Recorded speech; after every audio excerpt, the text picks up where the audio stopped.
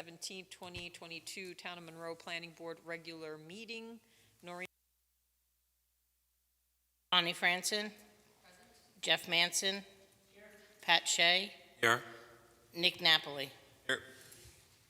With that, I'll point out the fire exits. There are two in front of me and in back of the audience. One to the left, the main entrance that everyone came in, and then another over here that leads out to the patio on the side of the building.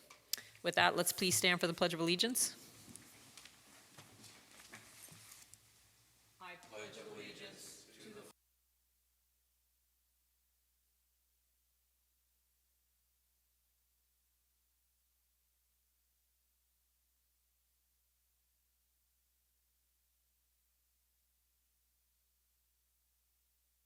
All right, first item on the agenda is DG Management. This is a continuation of a public hearing. We do not, I believe, have the applicant in front of us. They wanted the meeting to be adjourned. Do we have something in writing to that effect? There's an email. Okay. Ashley, you want to speak to that?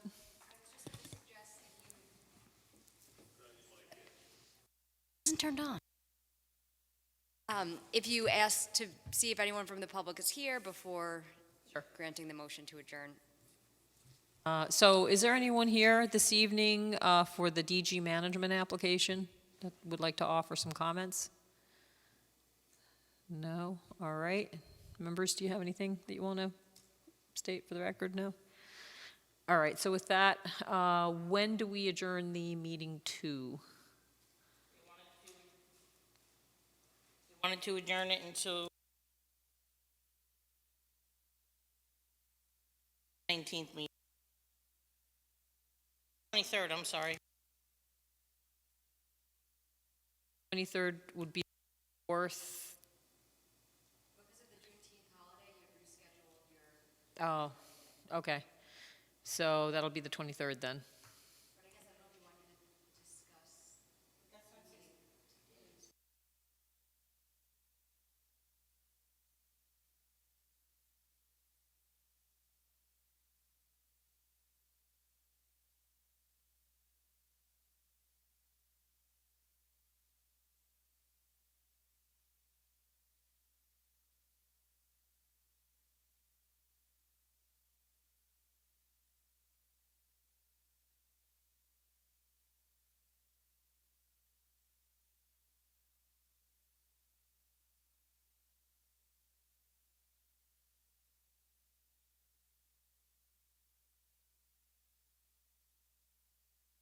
Find the Yeah.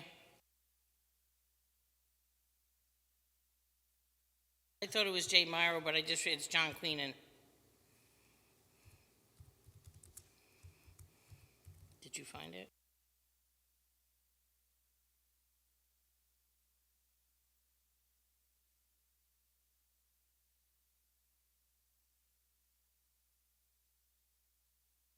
Our June 2nd meeting is... All right. So with that, would someone make a motion to continue the meeting to our June 23rd Planning Board meeting? So moved. Oh, you know what? So, all right, so I guess we're going to have this discussion sooner than later. Let's have a quick discussion. So we've been talking about the fact that we no longer need to meet at 7:15. That was determined because, well, it's a question. We were holding it later because we had two members who were coming from the city. So it would take them a while to get home, and so we held the meeting a little later. There's a question whether we can actually, now that we have new membership, have the meeting earlier.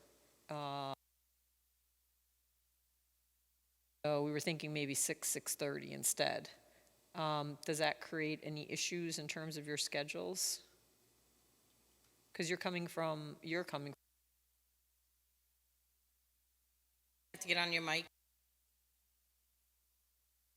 Yeah, I'm coming from the city. I mean, normally, on a normal day, there's nothing I can't move around to get here. Okay. I mean, normally we're meeting at 6, right? Well, our regular meeting time is 7:15. So if in the best of all worlds, if it's possible, depending on work and schedules, it'd be nice to move it a little earlier. I think we should. I mean, You're good with that? yeah, I wouldn't stand in the way of that, absolutely. Or how is your schedule, Jeff? I'm really easy. I'm close. Okay, I don't know if your mic's on. Mike's not. Does it? Now it is? Better. Yes. Okay, and then Pat? I'm good. All right, how is 6:30? Any thoughts, preferences? Either? Let's say 6. We'll start having our meetings starting at 6? All right. So actually then, Do we need A motion to yes, 6 and then, then we'll take up so I'm going to make a motion that we change our regular meeting time for the Monroe Planning Board to 6 p.m. May I have a second? Second. Effective at our next meeting, Planning Board meeting, June 9th. Pat seconds it. Second it. Yeah. Noreen? Nick Napoli, Yep. Jeff Manson, Yes. Bonnie Francis, Yes. Pat Shea. Aye. Now, we will take up again DG Management. So we're going to continue the public hearing to June 23rd at 6 p.m. or as soon thereafter. So Pat, I believe, had So moved. made the motion. May I have a second? I'll second. Second. Okay, Jeff? Nick Napoli, Aye. Jeff Manson, Aye. Bonnie Francis, Aye. Pat Shea. Aye. All right, so we've adjourned DG Management. Okay, so next item on the agenda, new project is Outback Steakhouse. Good evening. Good. So state your name for the record and then summarize why you're here this evening. I'm John Elsasance. I'm here representing Outback to replace the neon to LED, the border around the building. Sorry, could you spell your? ELSISHANS.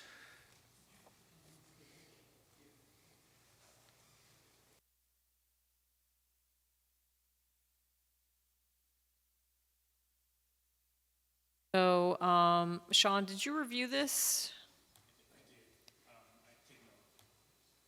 Sorry. I did, and our office takes no exception to the lights. All right. Is it essentially the same color? It's just you're going to LED? Right. So my only question is, how bright is it compared to what's there now? It's going to be exactly the same? And that's verified? Yep. Okay. Does anybody have any questions or comments with regard to Outback's request? We act in an architectural review capacity, so they want to change the outline of the lighting on the building, so that's something that we're approving. So as you said, you're going to LED lighting. So any comments, any questions? No? No? Just wanted to, again, clarify. So there's existing neon light. The neon is coming out. The LED is going in. Where the neon was, there's no additional lighting being added. Exact same location. Okay. So it's outlining, just in the image that you see there, it's outlining the building. Exactly what you see. All right. Good evening. So, okay, we'll introduce them, we get through this. So, with that then, would someone like to make a motion that we approve the new specifications for the lighting on the Outback Steakhouse building as shown in the shop accent lighting cut sheets that were provided and dated, let's see a date. Well, they're provided to us, I think, I have them from May 13th, May 2022. May I have a, if I can, sure. what you've done in the past, for, I think it was Outback actually that changed the color, and rather than actually issue an approval of the architectural, it was a waiver of the architectural review, provided they comply with this change, because it's a minor revision. Okay. So I think that would be appropriate to do the same here, would be to waive, Full architectural review. exactly, waive architectural review as a minor revision under section 5731B2 of the code, provided the lights are in compliance with the submission you just mentioned. Would someone like to make that motion? Motion. Oh, wait, before we do this, I'm sorry, should we type this? Do we have to say this is a type 2 action? Would be, but because you're waiving any formal Then, action. then we don't need to take, okay. All right, so motion as per Ashley's. Okay. Noreen? Jeff? Did Pat? I think it was Jeff, but But I was the only one. All right, so Nick is first, who's second? I'll second that motion. Who's on third? Okay, Nick Napoli, Aye. Jeff Manson, Aye. Bonnie Franson, Aye. Pat Shea. aye. All Okay. right. And so with that, you're good to go. Great, thank you so much. Have a good night. You Told too. you it'd be easy. All right, next item on the agenda, RD management, potential Burlington occupant, tenant.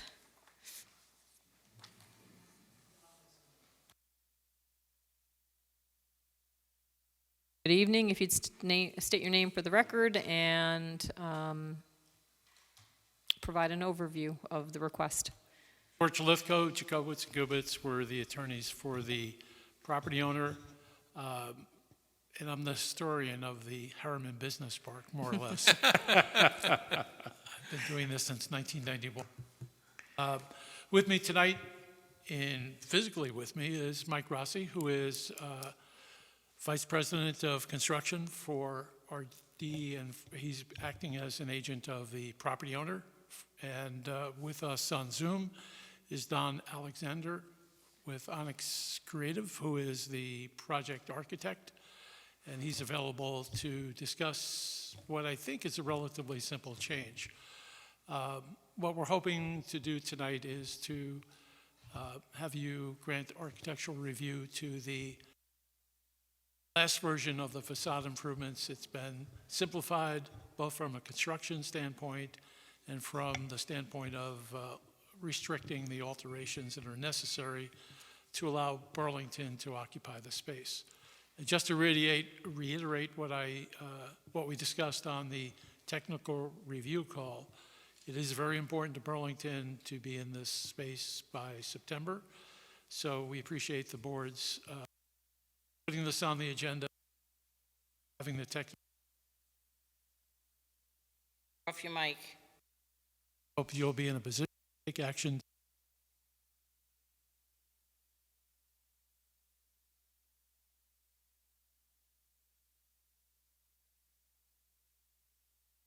And must be hitting.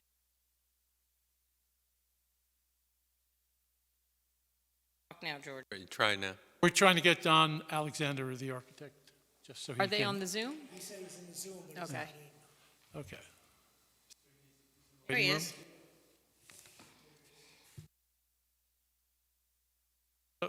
What might be helpful, since Mike is here, is if he outlines what changes we made since we talked to the technical review group, and then Don can address any specific questions you have.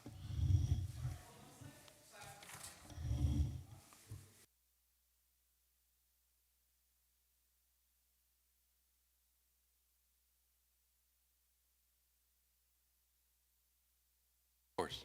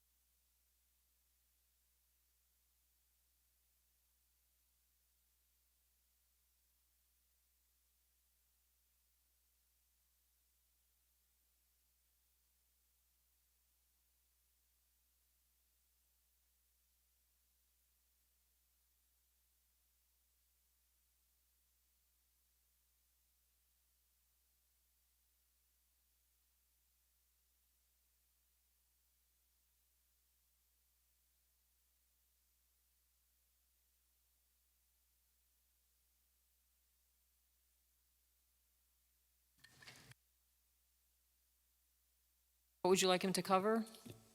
I'll go over the drawing, what we provided.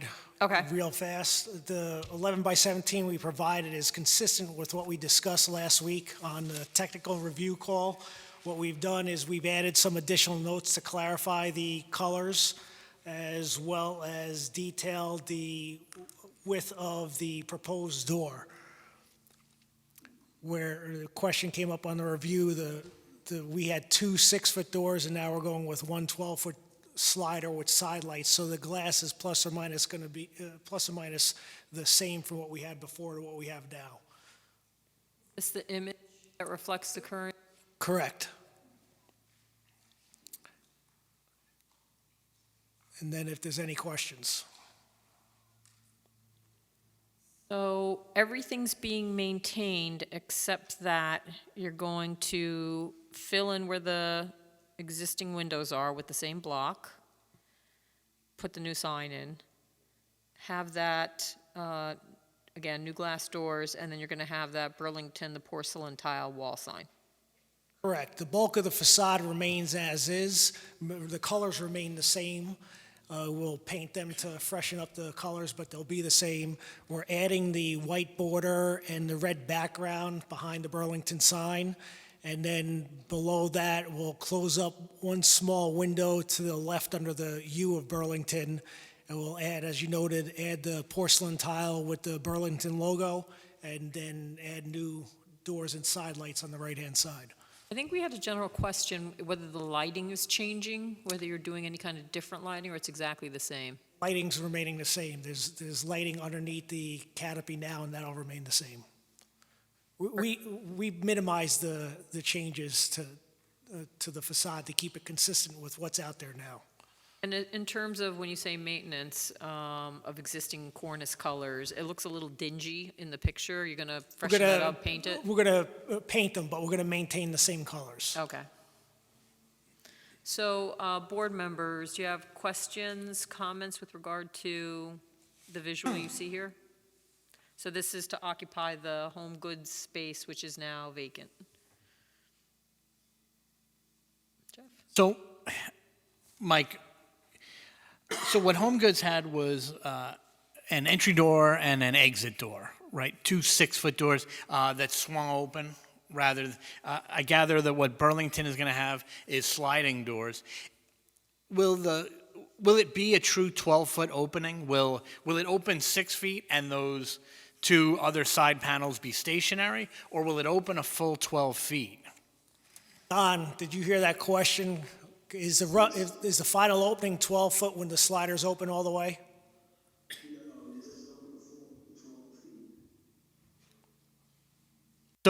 So it's 4 panels, the 2 center panels slide open, and the 2 outer panels are stationary. So it's a 6-foot door. It's really one 6-foot door. Everything else, the 2 outside panels and then the windows around that are all stationary.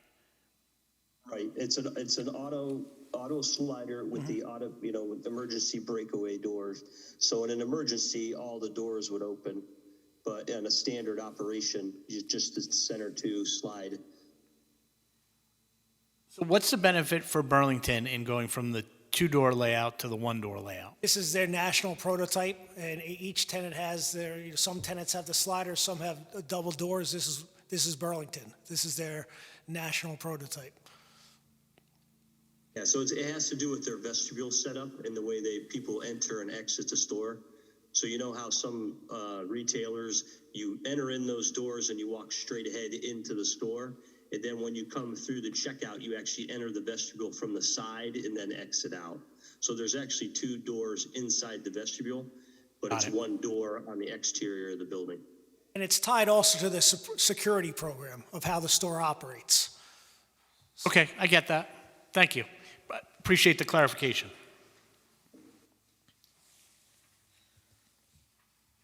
You have any comments?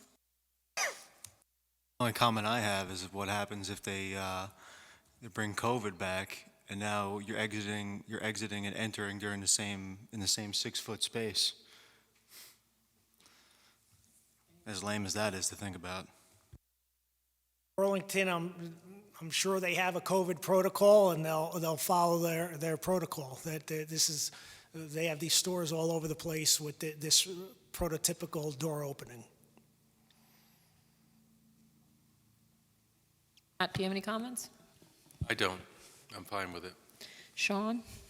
So, as you guys might know, the town code has restrictions on how big the signs can be based on the linear foot of the front of the building for the store identifications. So, the applicant has identified the store width as 150 feet, so the sign can be up to 300 square feet. They've provided drawings that they indicate that they meet that requirement.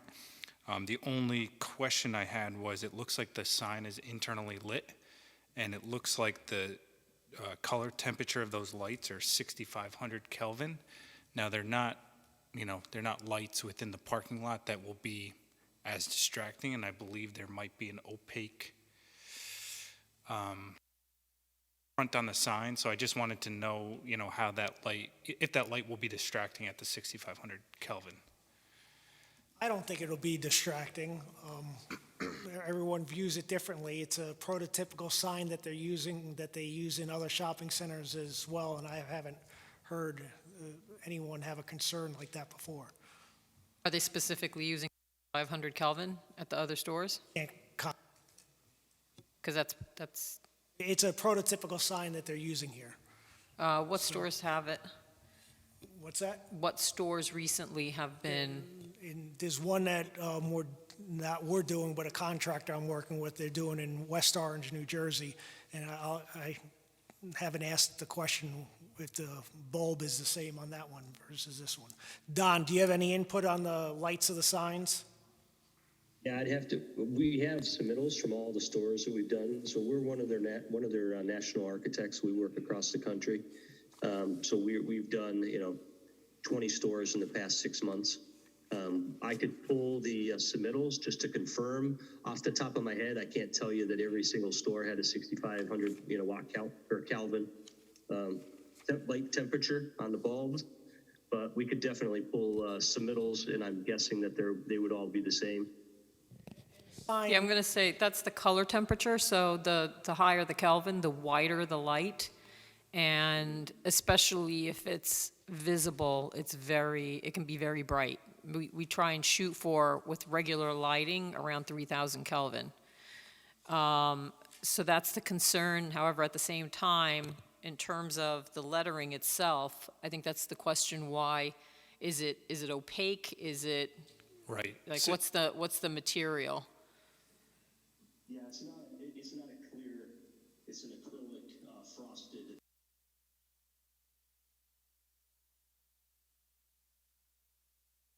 It's not like a clear glass. It's a frosted acrylic. Recording in progress.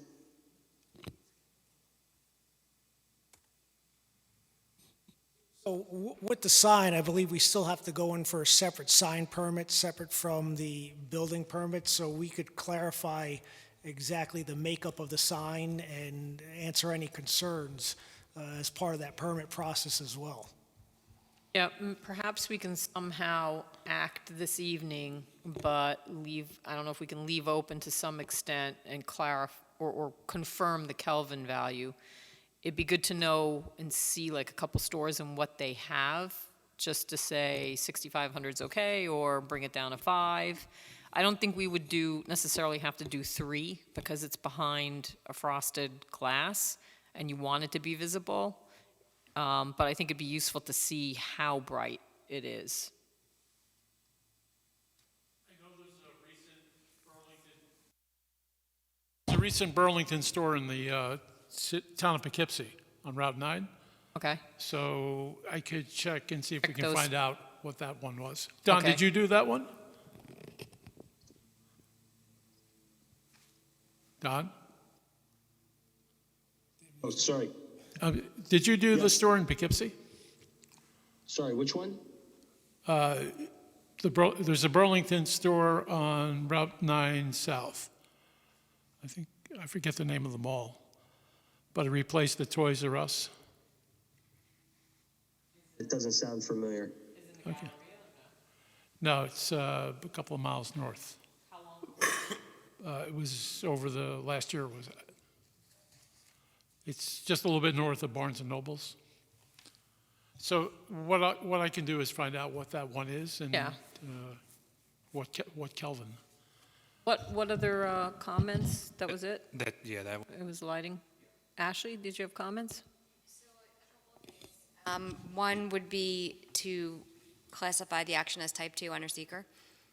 The second would be regarding the GML review by the county. I believe you did receive confirmation, just wanted to note for the record, from the Orange County Planning Department that this did not require referral for them to review. And I guess just based on this latest discussion about the lights, how you might want to take action tonight, what type of condition would be in place, whether you would hire them to submit something for you, and then if this board is not satisfied with it, they have to come back. I don't know how you wanted to approach that. Could I suggest something slightly different, which would be to have the engineer review it when the building permit submission is made for the sign?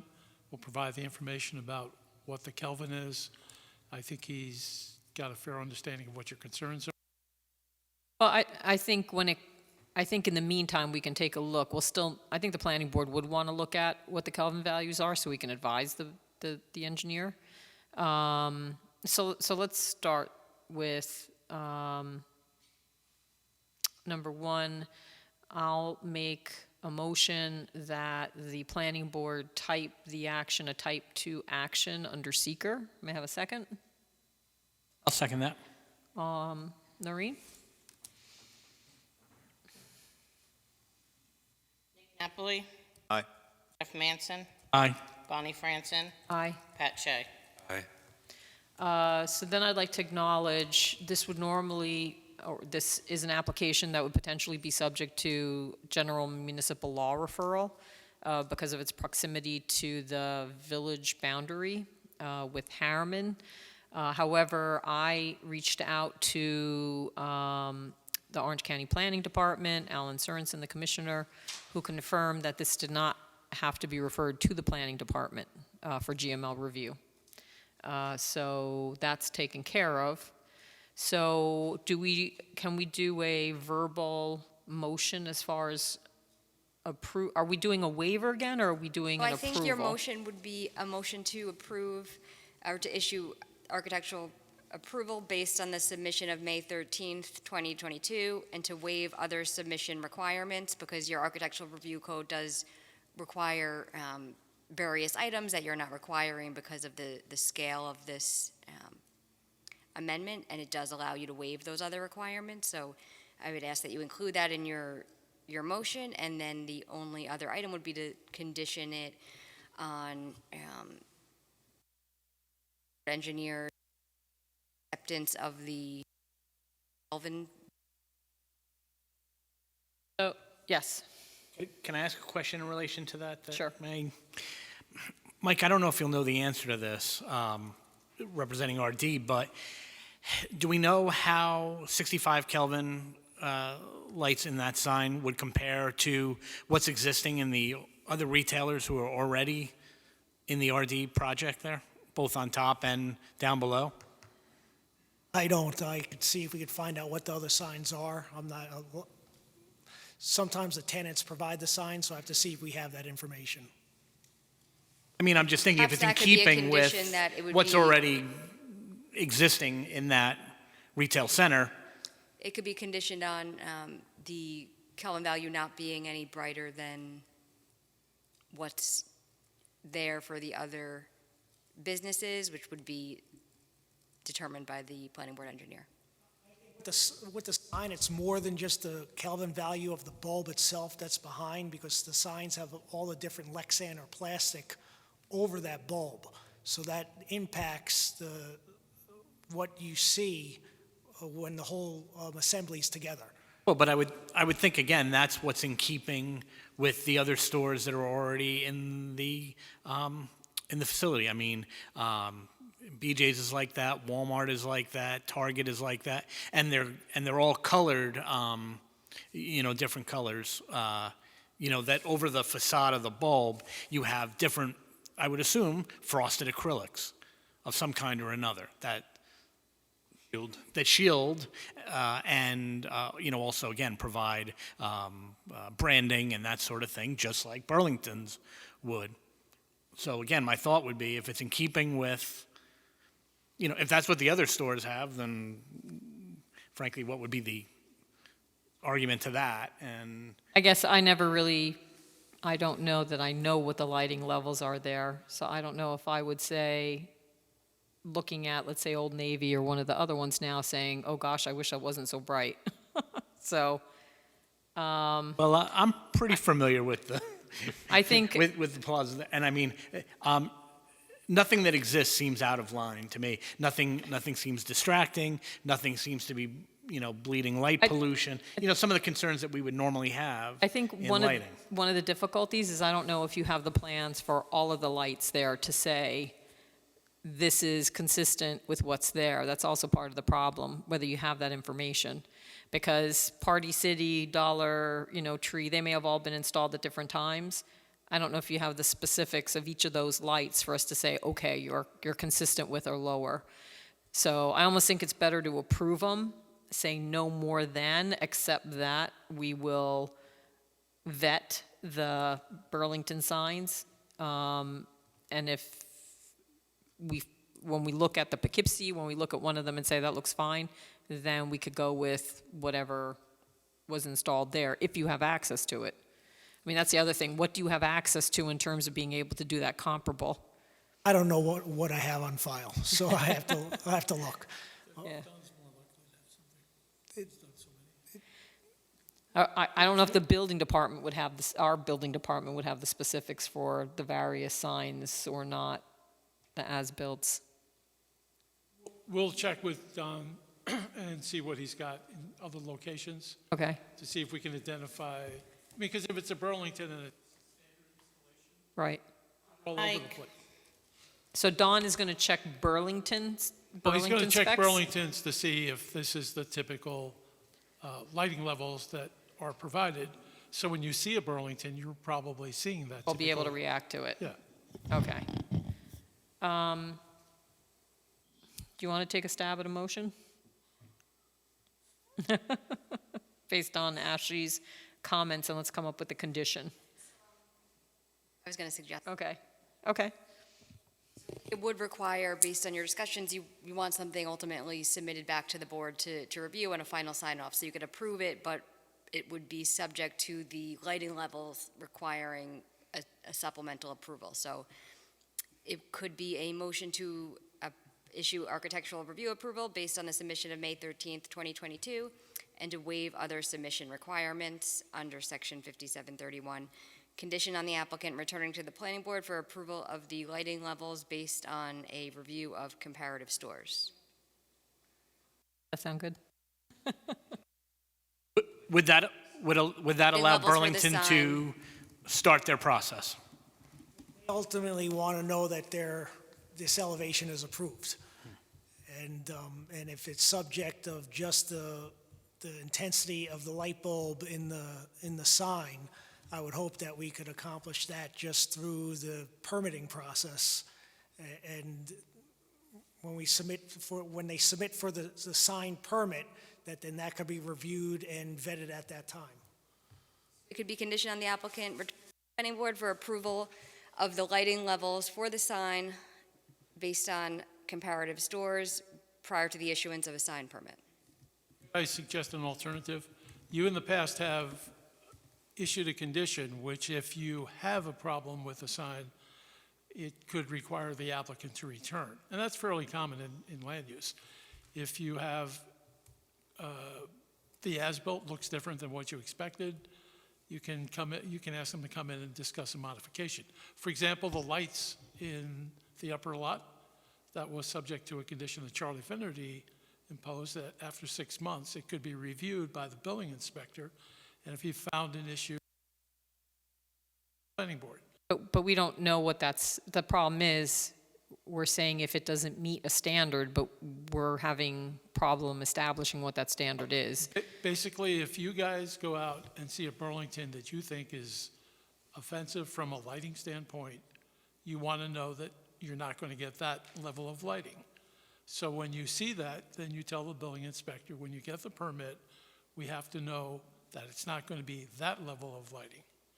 So I think the trouble with that is this board acts as a board. It's not just one person. They can't make decisions like that offline. It has to be done at a meeting of the board. And I think there's no difference in having the applicant, if there's approval tonight based on this additional specific approval for the lighting before you go for your permit, which could be, I know it's going to take some time. It sounded Well, order in the next month you could submit and be here in June with the examples, and then this won't delay anything. It's just the installation of the sign that you'll have to.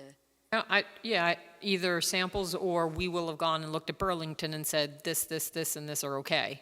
And it could be exactly, you could approve. Right, and then Consistent with those. right, by the next meeting, we'll have visited the Burlington, say, this light level seems reasonable, what is it? And then we'll specify the maximum Kelvin value. Literally, it'll be the next meeting.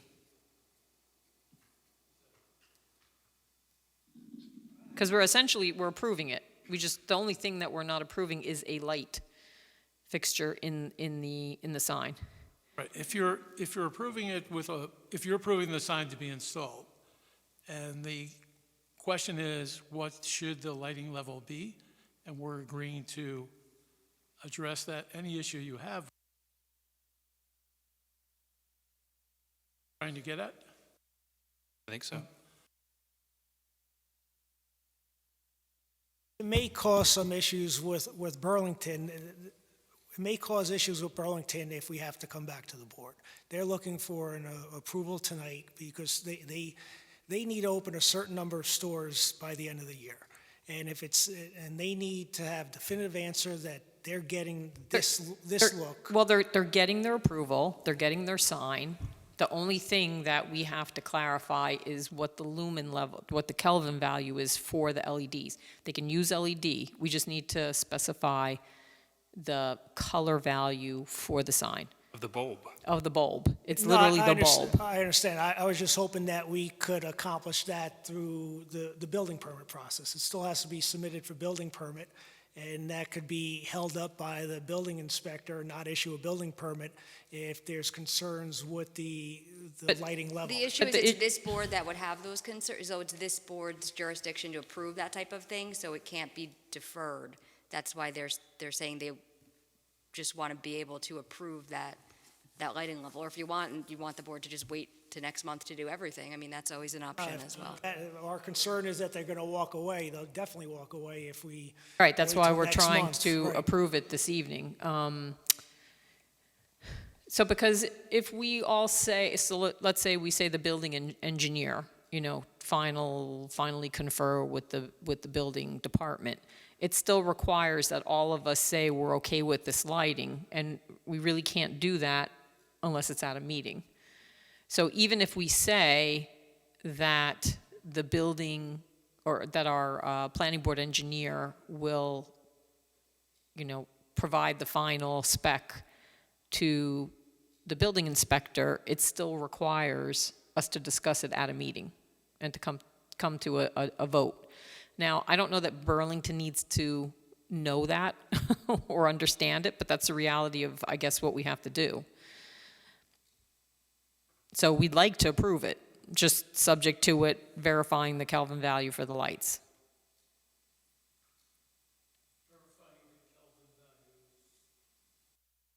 And we'll say no more than, it was based on 6,500? No more than 6,500, and then we'll, at the next meeting, actually establish what we think is reasonable. Understanding that it's not going to be low in the same way that a parking lot lighting is low. This is a different purpose for the lights. Color temperature in a light is different than color temperature for outdoor lighting. Don, do you know if we could put these lights on a circuit that they could be dimmed if there is a concern? They're LED, so I assume the answer is yes. I'm not aware. I'd have to check. The other option is, we install it with 6500, you look at it and say it's too bright, and can we just install new bulbs at a lower level?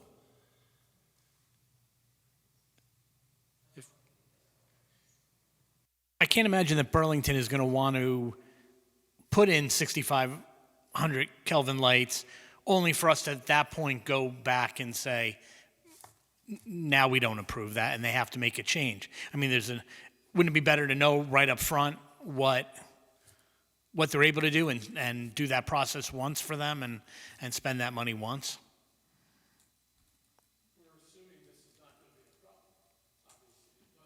George on the mic. We're assuming this will not be a problem, since it is a standard that has been applied across the country. And Don, correct me if I'm wrong, but this has not been an issue with other localities, has it? Where Correct. they're coming to you saying your light is too bright? Correct. Yeah, this hasn't come up on any other, planning meeting or review process as a concern. So I think the expectation is that will not happen. There's no iffy aspect to this from the architect's standpoint. And if it is problematic enough for you to say you have to replace this light, we'll deal with it. Look, I think that the most telling thing is going to be seeing the way that light is on that building in that space. And even if we go and look at other Burlingtons that are exactly the same, they're not in the same situation. They're not in the same condition. That plaza is a little darker than most, in the later evening when those lights are going to be most prominent. So frankly, I think until we see 6,500 Kelvin in that sign on that building in that space, we're not going to know, and I'm not necessarily adverse to the idea that we condition it upon, once we see it, if we have an issue, then we build in a mechanism to re-review it once we've seen it. 6 months after it's But then you're installed. going to have a decision that you're bringing back to the applicant that says, we can ask you to change the lights. I don't know, is that going to be Right. good for them? They may not like that either. That was my concern.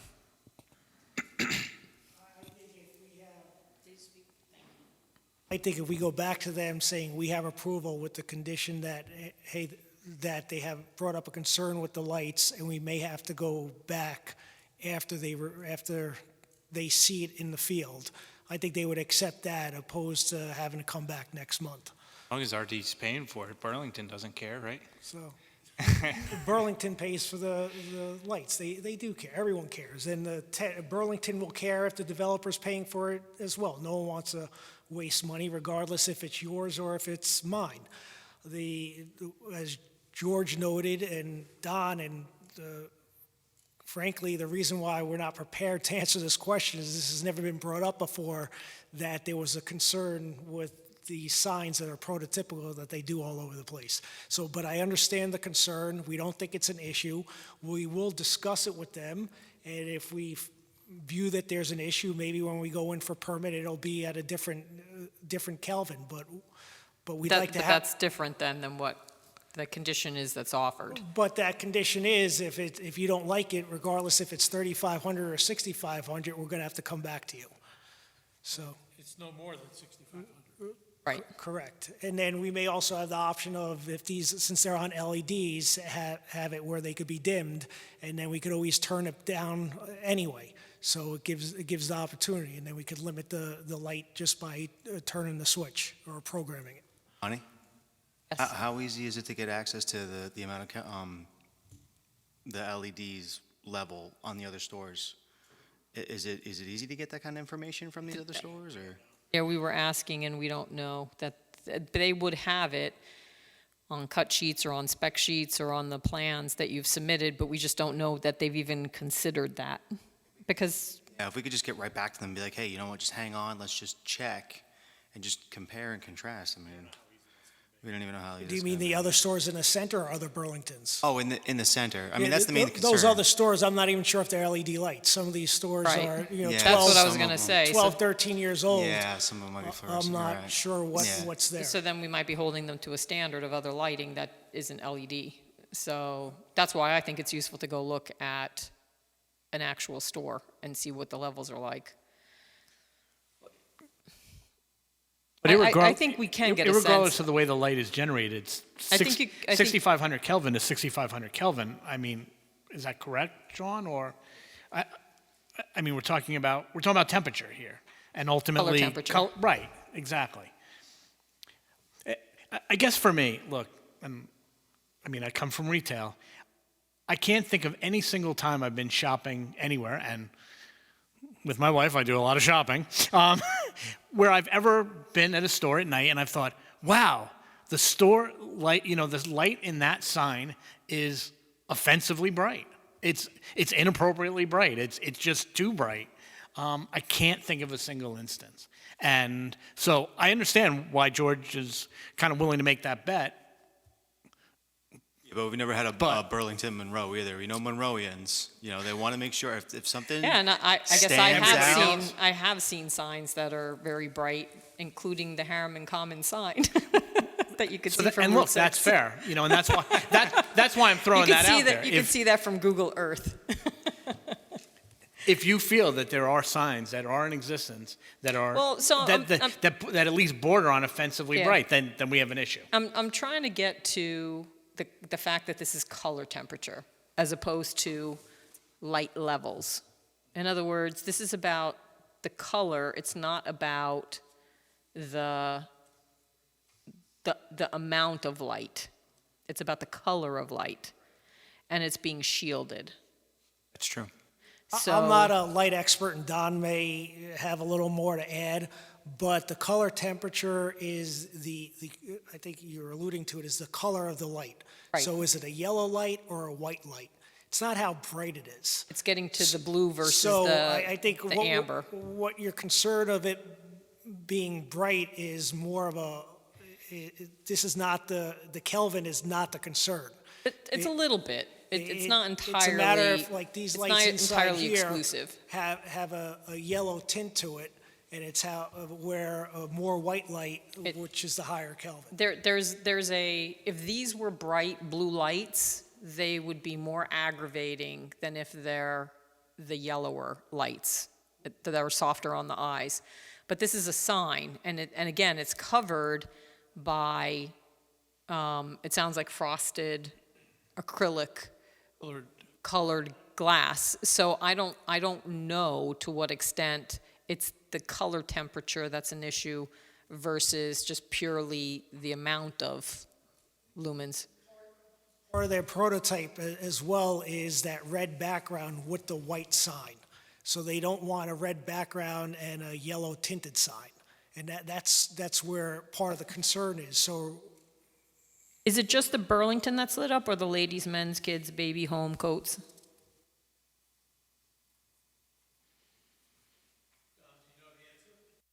there a Burlington up in Middletown? Yes, Yeah. Walmart Plaza.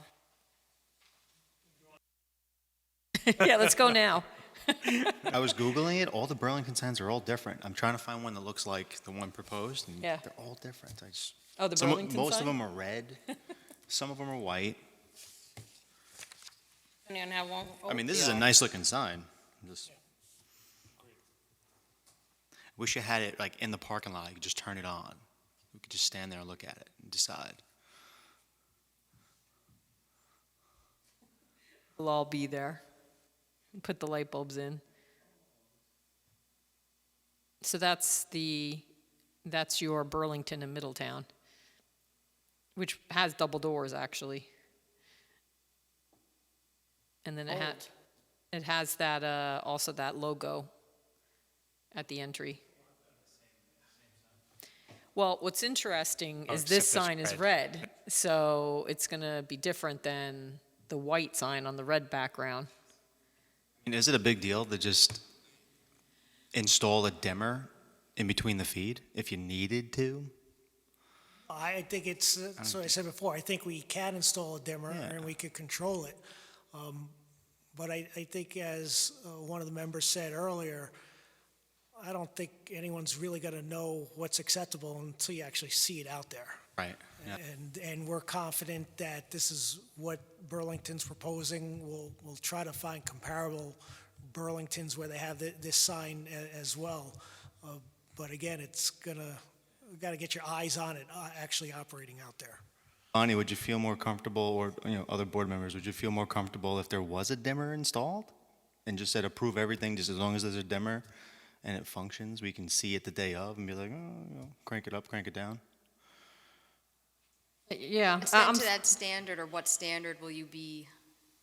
I think the We'll trouble all is the be board can't standing pick there, that. they'll be yeah, turning can't- down the dimmer, and we'll be like, no, yes, no, yes. How about if you, Bonnie could decide.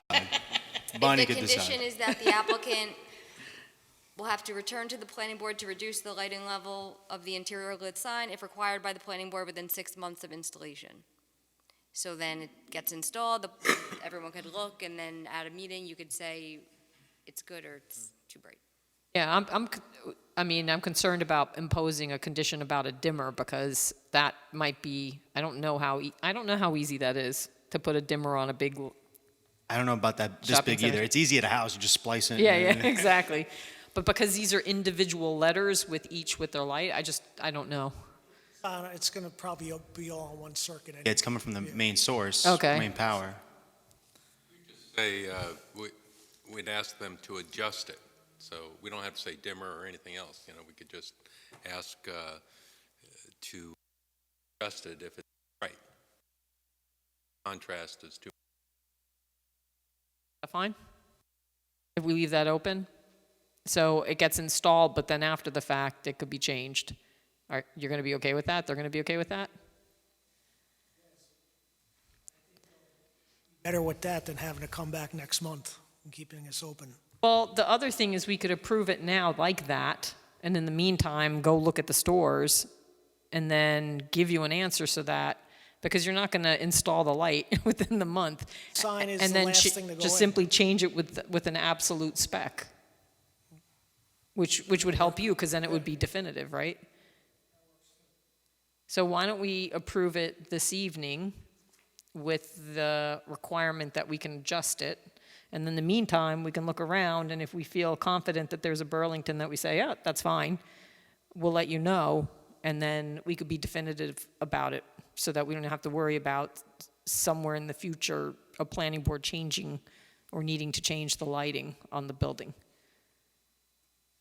Seem reasonable? All right, so we're going to need Ashley. Ashley's going to make the motion. Ashley needs to summarize what that condition will be. So it would be a motion to approve, or to issue architectural approval based on the submission of May 13th, 2022, and to waive other submission requirements, conditioned on the applicant returning to the planning board to adjust the lighting level of the interior lit sign if required by the planning board within 6 months of installation. So moved. That was already done. And then in Second. the event they return, you could always You can return before then. modify this approval at a future meeting. but Right. So it can be modified before installation, too. Anyone want to make a second? I'll second that. Noreen? Nick Napoli, Aye. Jeff Manson, Aye. Bonnie Franson, Aye. Pat Shea. Aye. Okay. Thank you. It's always the little things, not the big projects. It's all your fault, Bonnie. This is all your fault. No, it's all Sean's fault. You brought up the Kelvin. All right. Thank you, Dawn. Bye.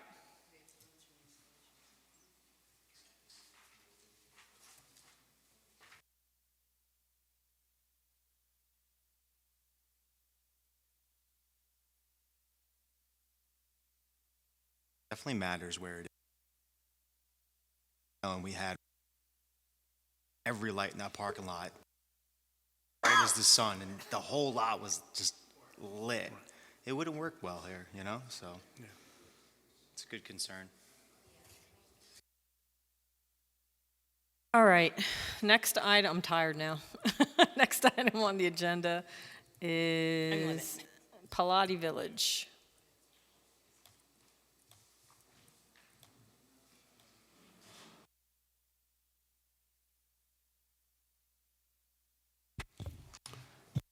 Hello, everyone. State your name for the record. Michael and- Morgante, project engineer, Plotty Village. So since last time we were here, we've provided quite a bit more information for the board and its consultants to review. We've provided a landscaping plan. We've provided a lighting plan. We have made numerous revisions to the stormwater management plan.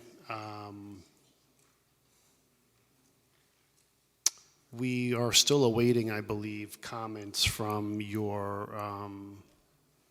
wetland consultant, or do you have them? Oh, so we were waiting on the updated report because you had identified an additional wetland on the north side of the site at the last meeting? I'm sorry, I wasn't aware that we needed to provide an updated report for that, but I can do that. Yeah. Because the report, I understood that the report didn't include that additional wetland that was identified last time. The report's not been modified for that, but it is shown on the plans. Okay. Yeah, we can do that. We have AKRF for this application, so do we want to take their comments first? On Aaron. They are, so I'm thinking maybe we'll entertain that first, deal with the traffic. That's fine. I think our traffic consultant, Frank Filiciotto's on there also. He's supposed to be in the Zoom meeting. I think he was in the waiting room. That's correct, yeah.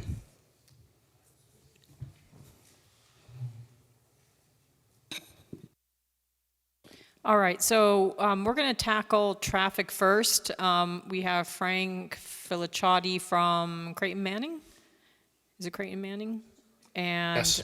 And Alex from AKRF. And AKRF reviewed the traffic. Is that where we are?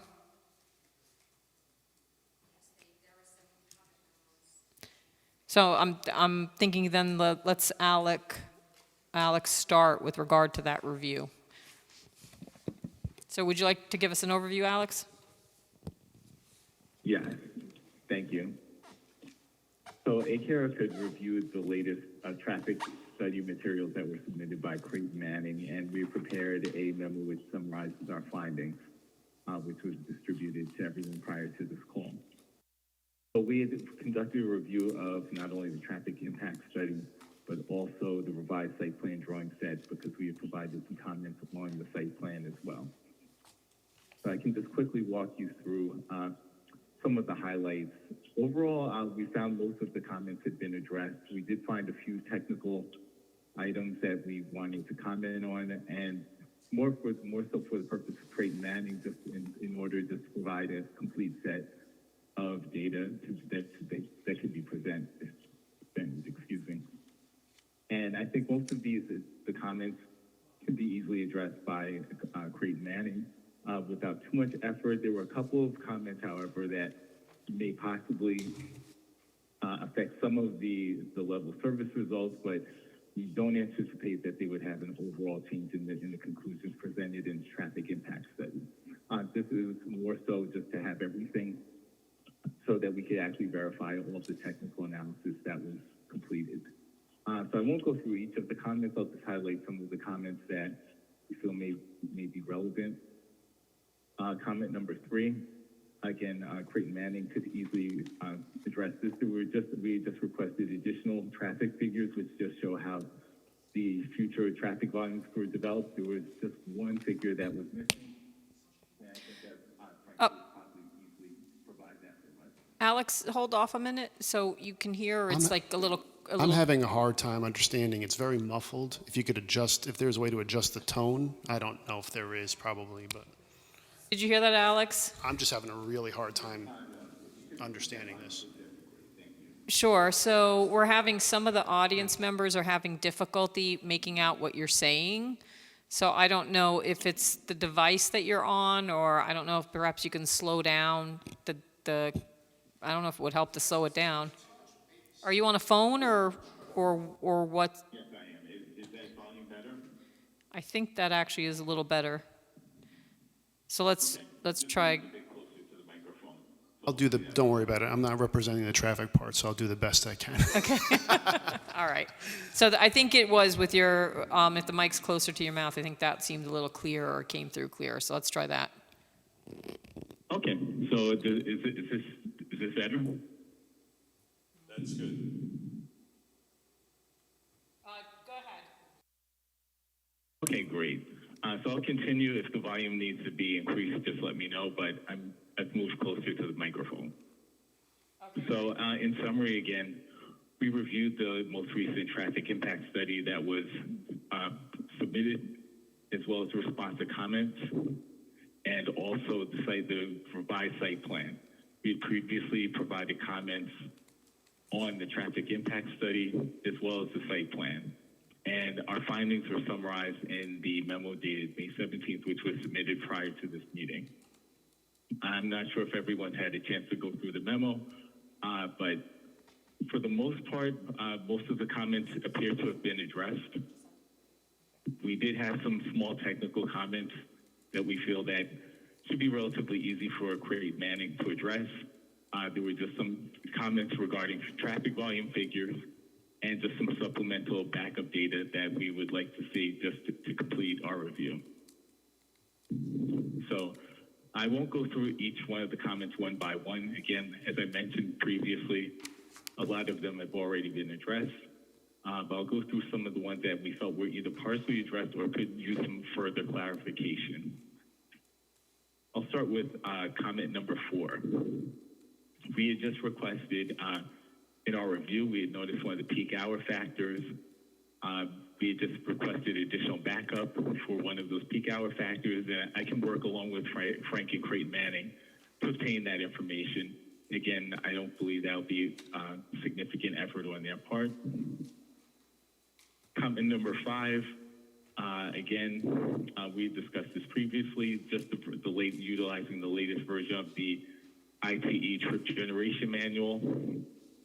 So that appears to have been addressed, but there was a footnote that was referenced in the text that appeared to be missing from the final printed version of the table. Again, I can work along with Creighton Manning to have that resolved. Again, we don't anticipate this having any major changes to the overall conclusions of the study. Comment number 8, we just requested additional backup just to see how the midday project generated trips were developed, because ITE does not provide trip generation rates for weekday midday peak hour. So we've just made an additional request just to have Creighton Manning provide us with additional backup to see how those trips were developed. I'd like to move forward to comment number 10. Again, this was regarding the comments from the planning board regarding an analysis assessment of driving habits of an anticipated population of 55 plus, and how those results of that assessment would affect the proposed trip generation and trip assignment. So a response was provided. We just made the recommendation that this response is incorporated into the final TIS document, just so it's there for easy reading, and no one would have to actually refer to separate documents for that response. And that same comment applies to some of the other comments as well. We just requested that the responses that were provided in their response to comment letter is also incorporated into the actual study itself.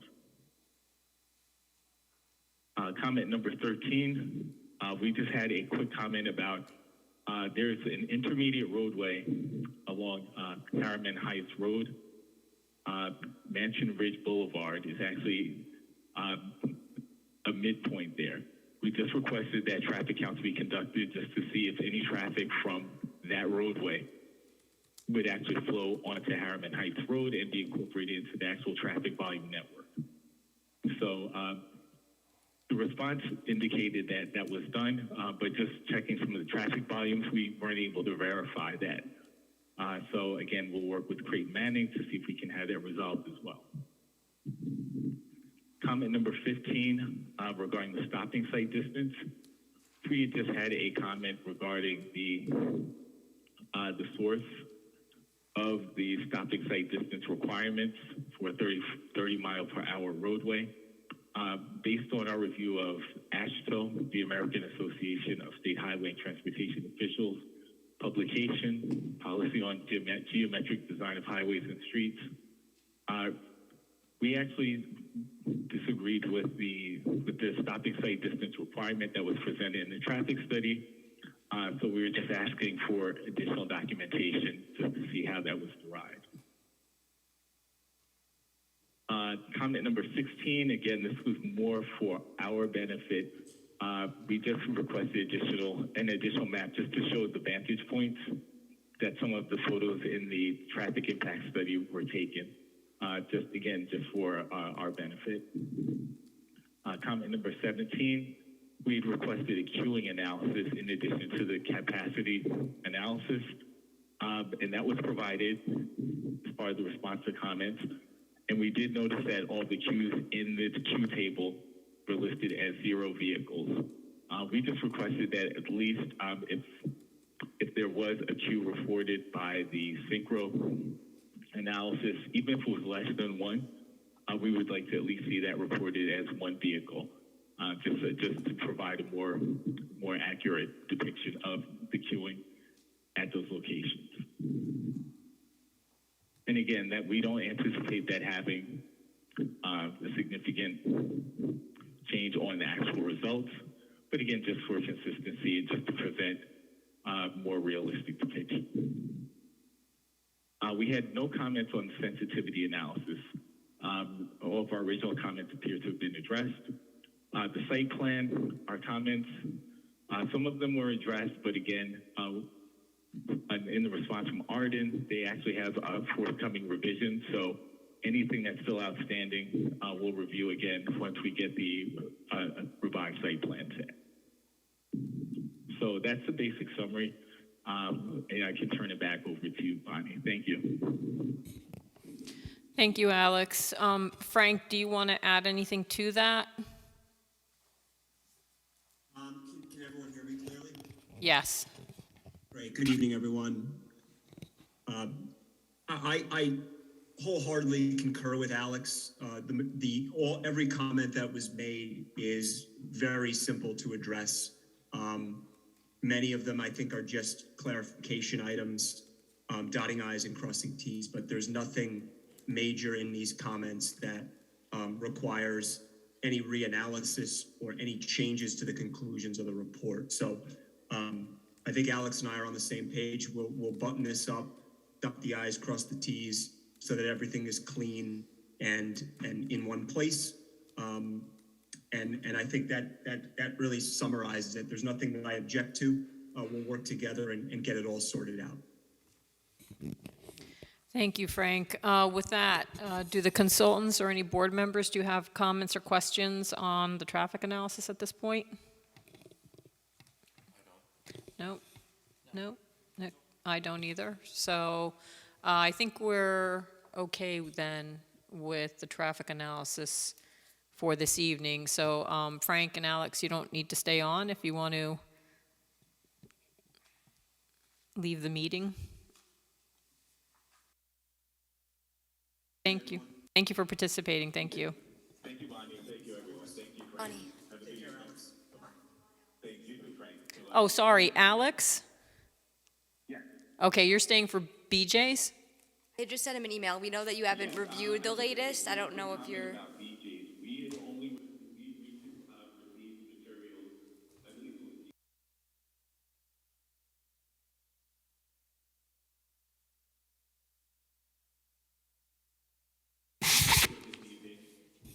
we really don't have much to contribute for this evening, but I can stay on if you like.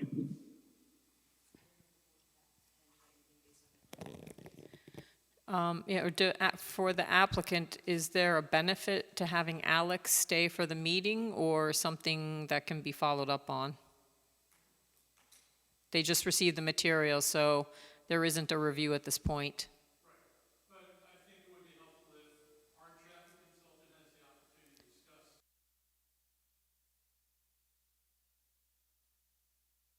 Okay, so not this evening, well, they will communicate with each other.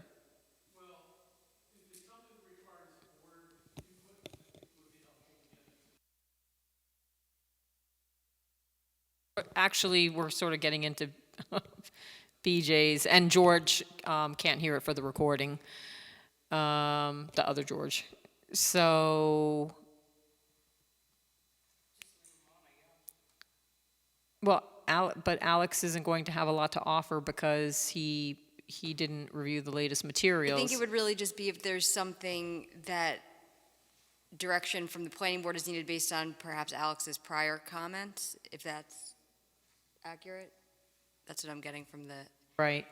the applicant's consultant. I think there are things that were raised in AKRF's prior comments that require input from the planning board, All right. and that's something that could be discussed. All right. So then, Alex, can you hang on? Can you stay and continue to hold for BJ's? Sure, that's no problem. Okay. Thank you.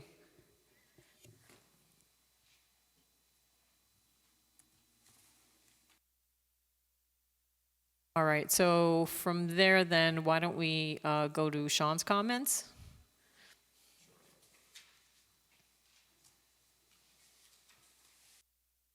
So as Mike had noted, he did provide an updated SWIP, which our office has some comments on, to try to work out the drainage and how that's going to be handled on site.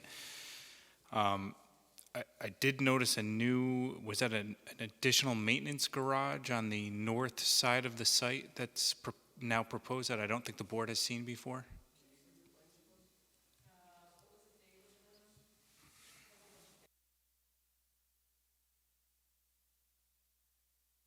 29th of March is the revision date. Did you send it directly to me? Do you recall, or was it through Noreen? Probably through me.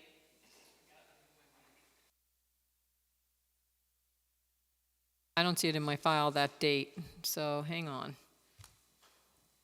But I can tell you if it's the one that's behind the Vincent Pilati Center that we're talking about, that's always been proposed. I think it just might be more visible now. I might have hatched it with gray, but it's always been there. Was a comment in the last round of SWIP comments for me to address the stormwater for it.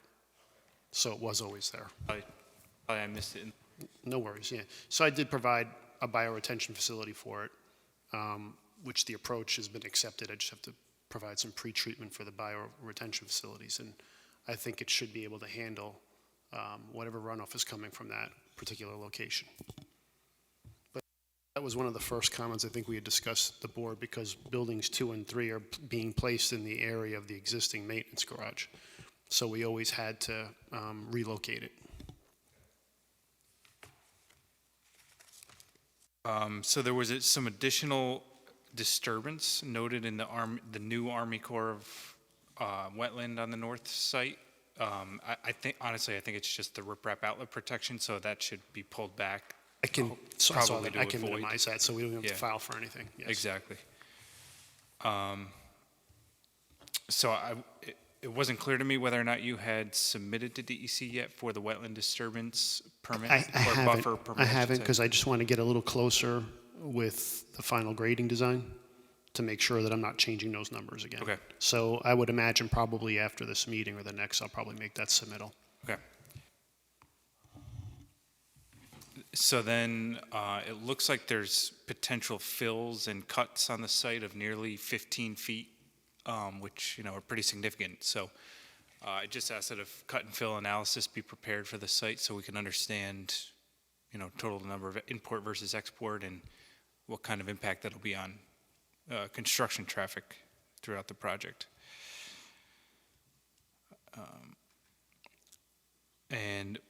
Again, on submissions for the sewer and water, have those been made to Department of Health and DEC? So we did make that one submittal. We keep getting comments back from them. From who? From the DEC. Okay. So as you guys are all aware, the flow meters were not working properly. So we finally have that fixed. We have 2 months of data now for DMRs that we submitted to them. And they're asking us now for just water usage backup reports, which I have already submitted to them. They don't realize I already submitted it to them, being that I didn't have DMRs. There was 3 major comments, I think. It was basically the flow meter reading still. Apparently, they wanted me to put together that habitat rattlesnake encounter plan on the last sheet that's now in the plans, and something about a environmental disadvantaged situation as it relates to any of the properties that are around the site. I have to do some research on that. It's the first time I've ever seen that comment, so they want me to provide some documentation for them on that. And then for the water side, for the 2 different water systems? So we just today made our first email to Steve Gagnon to just take a look at the well locations. We wanted to kind of get that ironed out before we actually make a hydrogeologic submittal to the town also, because he's the one who has to approve the well locations. So we wanted to have those established first. So the landscaping plans, I did forward on to Karen, but have not gotten a response from her yet, but I'm sure that'll be coming in the next couple weeks. And then, we touched on the wetlands and the hydrogeology study, so you'll be working on the hydrogeology study, and then you'll get us the updated wetlands report so that we can forward that on to Dave Tompkins. The rest of the comments that I had were, more or less technical in nature. I don't know if you want me to go over those, but. I just had one question for you as it related to existing water and sewer lines. So on the south site, the existing well that's there is abandoned. There are no existing buildings. We're proposing all new infrastructure as it relates to that. We're not going to utilize any of the existing infrastructure that's there. So I didn't know if it was required then to show where existing utilities are, and because we would have no way of locating them. There's no existing mapping or anything. I mean, if you're looking to abandon the existing utilities, I think a general note to that effect would be appropriate, whether they're going to be abandoned or replaced, or removed or. Yep, and same on the north site. So Vincent Pilati Center is served by its own well, and Little Pal's Play School is served by its own well. That are not any of the wells that are in the vicinity of where our development is. They're actually right next to each of the respective buildings. So there are no existing utilities on the northern site that we would maintain and reuse either. So I think that comment was made when my understanding was you were going to reutilize the existing infrastructure. Yes, so, yeah, sure. Yep. That would take care of that comment, I believe, as it relates to that, right? Right.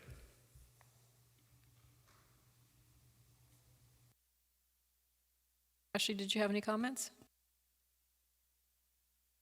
Not really, other than what we've previously discussed. You're still in the seeker process, so there's more information that's needed in order to make that determination of significance. And just for a reminder where you are in this process, this is the floating conservation district, so it's first before this board for the seeker review, and then would go back to the town board to land a district, and then back to this board for subdivision and site plan approval. So the seeker is the first step here.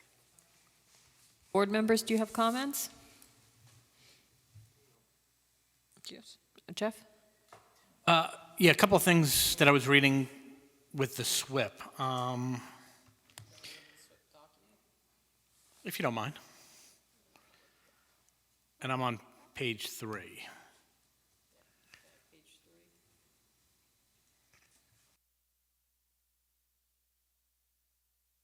Yeah.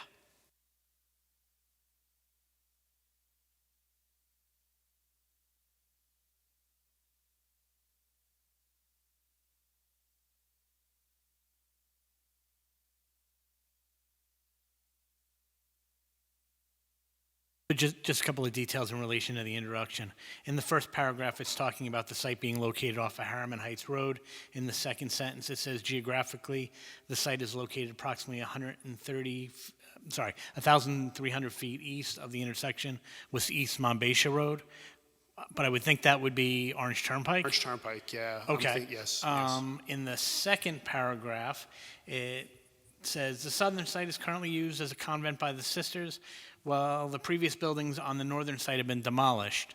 But from my site visit, there's still the maintenance shed there at the bottom of Residence Road, I guess it is, where that intersects with the crossroad. And the Pilates Center is part of this property, correct? So that would be, so there is Yes. still some existing Yes, buildings. I would agree with that, But yes. many of the buildings have been Sure.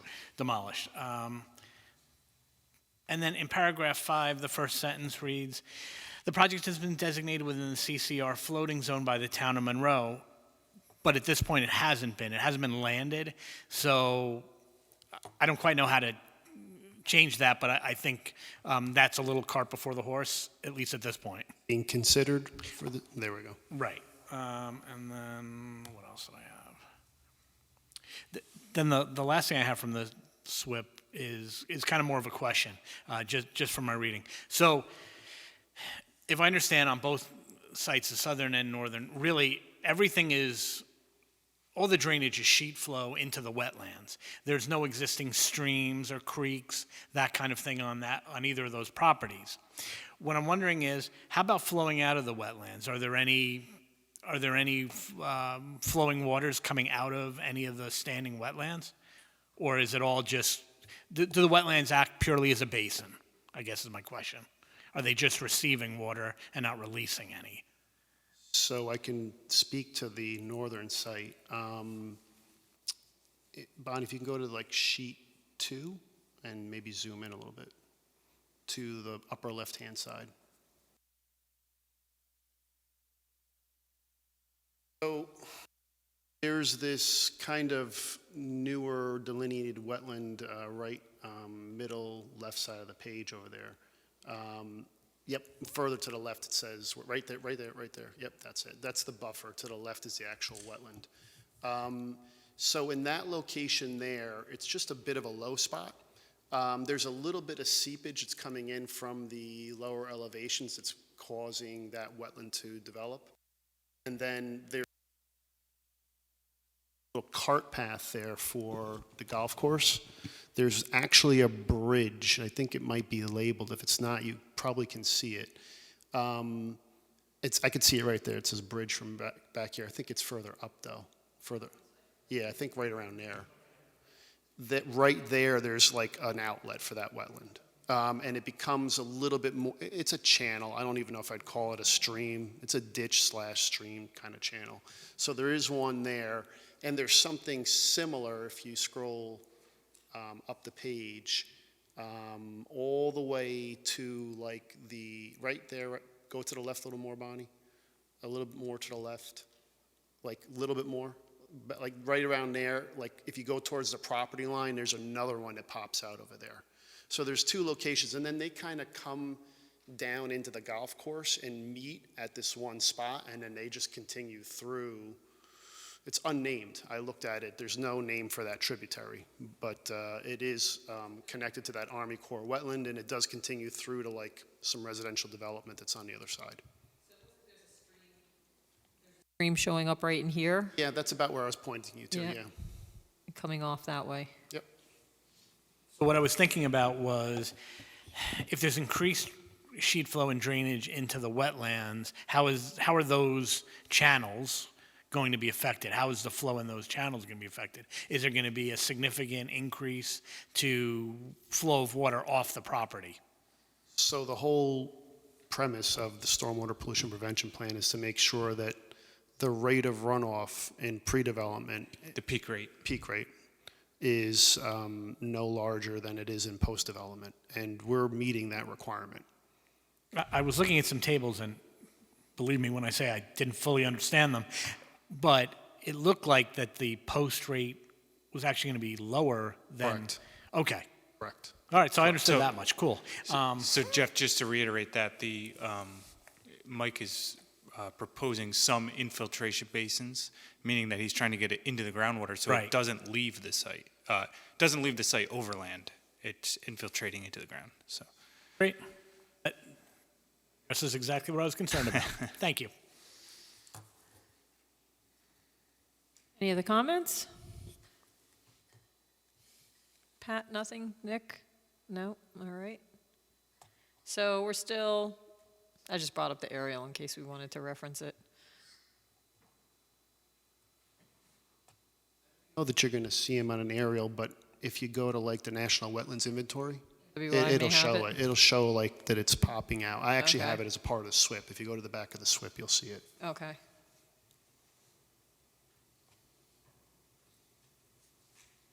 But I don't think we need to bring that up now at this point. Yeah. I think we discussed it, so. That's it. So I guess, when do you need to be on the next agenda? Well, I do have a couple questions. Okay. So we were getting ready to submit for a well drilling permit to get ahead of the game.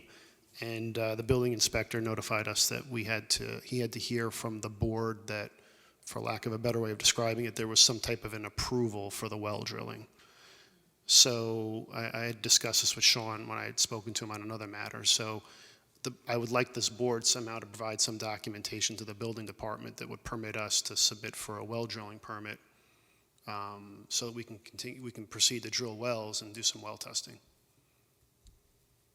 Is our hydrogeologist up to speed? We have everything in order as far as does he witness well drilling? Frank Frank's- was appointed back in, I think, September, or October. And have you been in So contact with him? We're going to be submitting our hydrogeology report to you very shortly. Okay. I just want to have building permit papers in, so that I'm not rushing the building department for a response. That's all I'm looking for. Okay. We won't be drilling anything until the town's consultants looked at it, and we've had the health department approve it also. Okay. Trying to see what type of, I don't know that you've ever approved.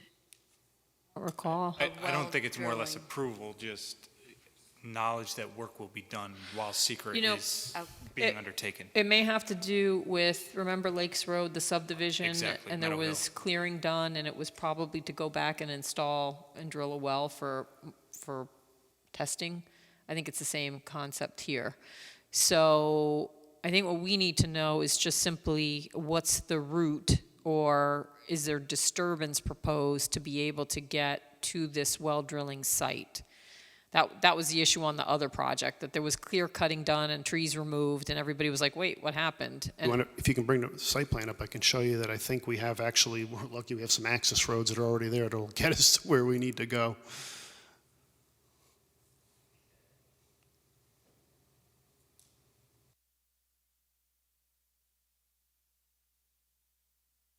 Yeah, you can go to sheet. Go to sheet 9.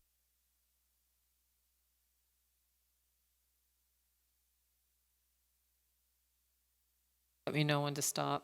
I think it's maybe the next one. Okay. Okay. So if you can see up there in the center top of the page, those are the wells that we're looking to propose. Right where the northern entrance is for the senior housing complex on the south side is pretty much where there's an existing access road there. So Right yeah, here is where you want to drill? correct. Yes, and right where the proposed entrance is, right there is pretty much where the existing driveway is. So Are there any trees or anything, do you we recall won't going this need to way? cut down any trees for that. We're But the- in front of the tree line. And Do you have to install any driveways to get there? the ground's pretty hard. I don't think they're going to need even any gravel. I don't think they will. I mean, we're heading into the summer months right now. I think they're going to be able to roll right up to that and drill a hole on the ground. Did you know about where you are, if we look at the aerial? Because this is the drive you're talking about? Correct. No, the northern one. The northern one. So we are probably just on this side of the tree line. So if you zoom in a You're little more. into the tree line? No. You're on this this side of side. the tree line. Yes, right where Okay, your so right where your cursor is, right there is about where we're going to be All drilling. right. So when you say northern, you're talking about, we're talking about proposed northern, Correct. not existing.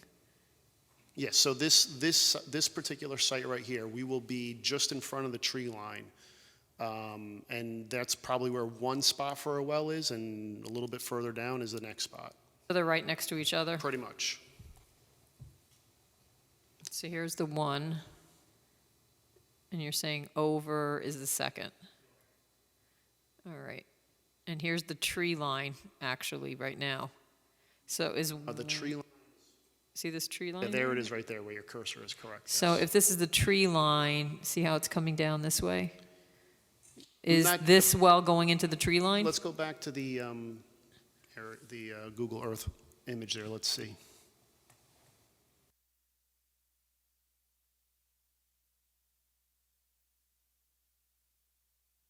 We may need to take down some trees in that area. Can we go back to the site plan map? I'm only because of where again, where you're showing the tree line. I'll know better. We're going to have the well staked pretty soon. All right, maybe let's do that. Let's get Yeah. the well staked, and then we can look at it. But either way, can we just have notification to the building department that we will be submitting at some point soon for a well drilling permit, just so they're aware and can accept it when we do submit it?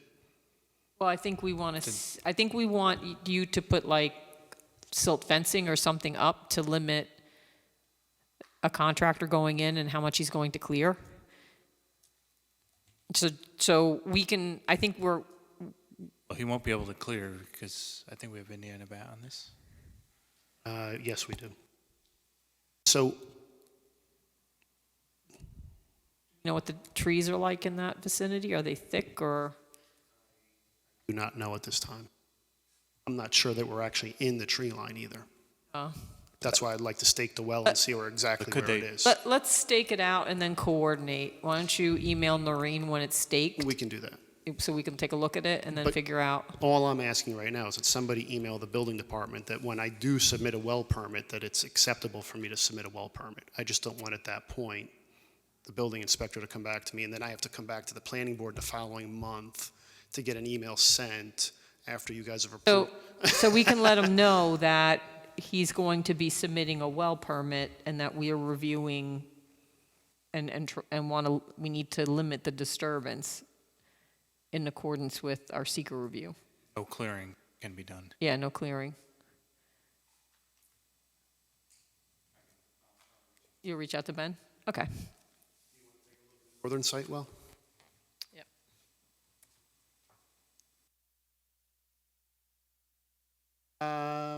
Go to the next one. Yes, come down property. So there's the proposed well right there in the upper right-hand side. Right here? Yep, which Okay. is kind of, as you can see here, we've got Residence Road, and we've got these other little access rays right here. So again, I don't think we're in an area that is difficult to access. We can go to the aerial and take a look at what the trees look like there. Yeah, we're spaced enough over there. Are you in here or coming off of this? That's correct, yes. So you would scroll down a little bit more.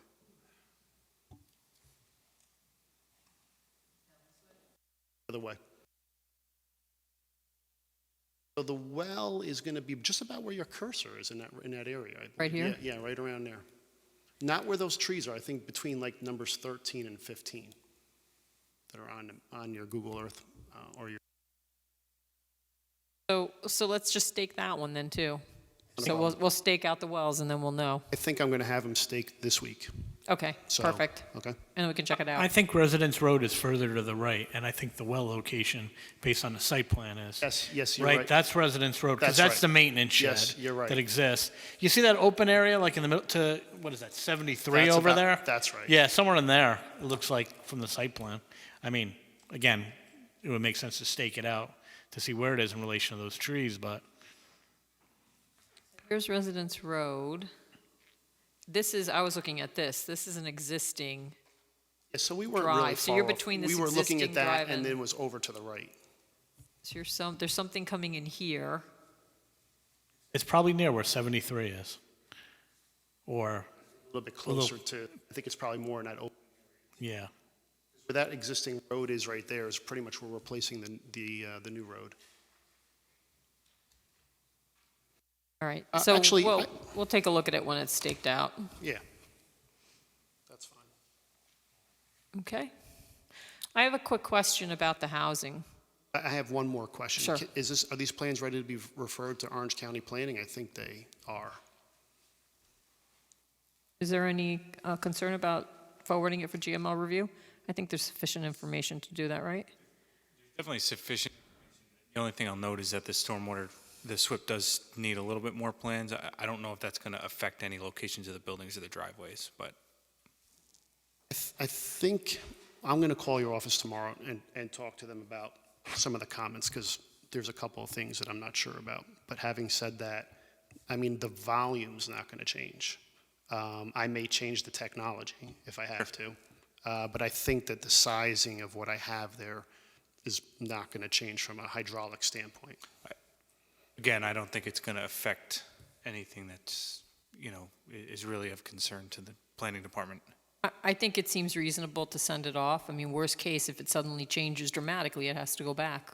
So unless the planning board has any concerns, we would send it off to Orange County Planning Department for a review, if that's all right. Okay, yes? All right, so we'll send it off for GML. You might be able to send it electronically. We'll have to find out. Find out what Orange County wants. They like, I think they do electronic. Size limit, I get. But they may be able to do it through Dropbox. Well, that's as what I well. thought. He has it, the email to me was a Dropbox, so hopefully. Yes. You're going to send Oh, I'll the send April multiple emails plans? like I did today for another project. Megan's They're like whatever the Mary. plans I just brought up, right, April? Well, you let me know who's transmitting this. I'm glad to help out in any way I can. Noreen, just coordinate with Mike as far as what they want in terms of a submission, and Mike will get it over there. Okay, I'll call Megan tomorrow. Or electronically, however it works. You can send a hard copy. Yeah, find out what they want. This one they might want a hard copy because the plans are so big.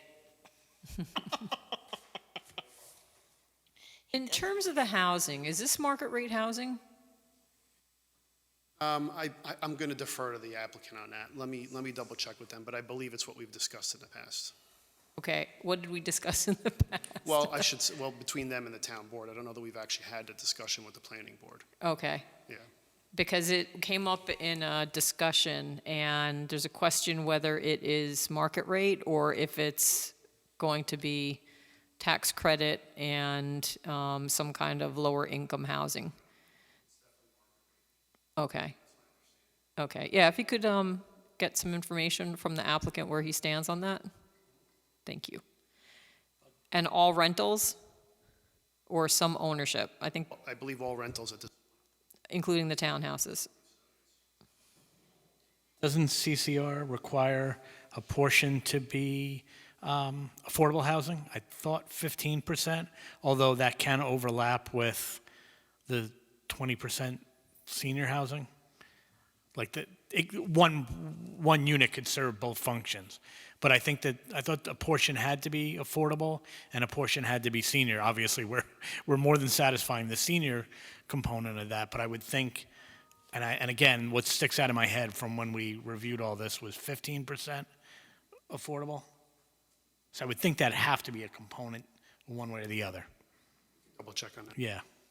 Yeah, again, there's a question when I was in with some town board members. So if they're questioning it, then I think it's just useful to get an update on what the applicant's proposing. At least 20% of units are restricted to sale or lease earning less than 100% area median. 15%.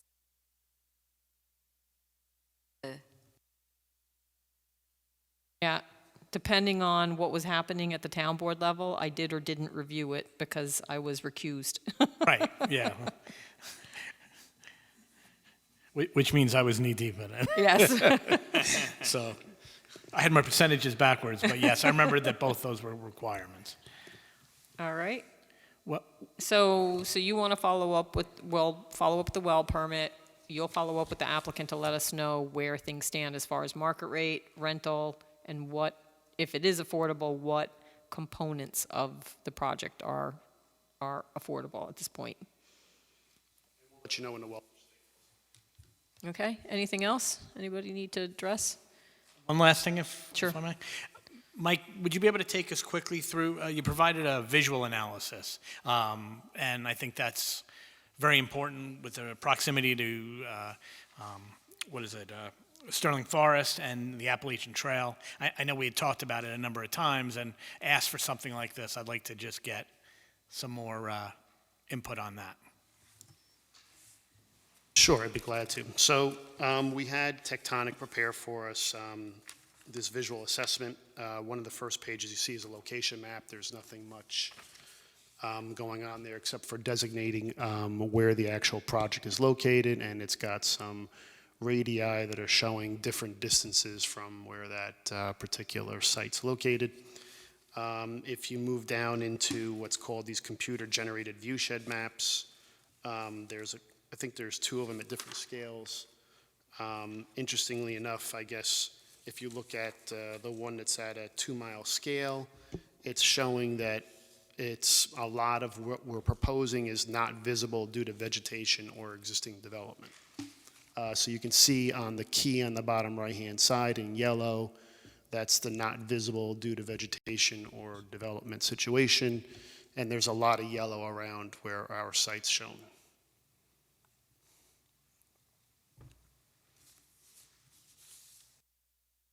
Right, and so what's red is, you can't see because of elevation. Yes, due to generally, topography because of issues. landform. Correct, yes. And then, so the white portion is the area that's potentially visible, Potentially visible. at least at certain times of the year. That's correct. All right. So I guess from what I'm seeing from the 0.4 mile scale, there's a tiny sliver that might be visible from a tiny portion of Yes. Sterling Forest Park, like a little promontory of that. And other than that, it's really right around the property. Yes. Okay.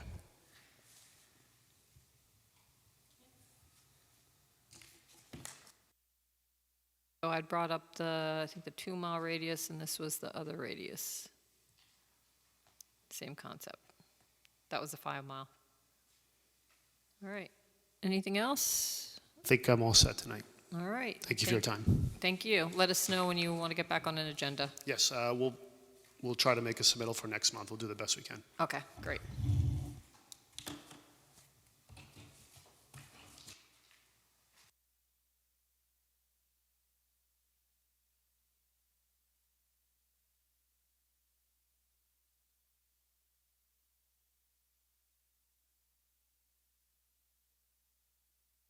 Next item on the agenda is BJ's. And Member Manson is going to recuse himself. And with that, we're going to bring up our alternate. Welcome. So Steve Thaw, is it? It has been appointed by the town board to be an alternate for this project.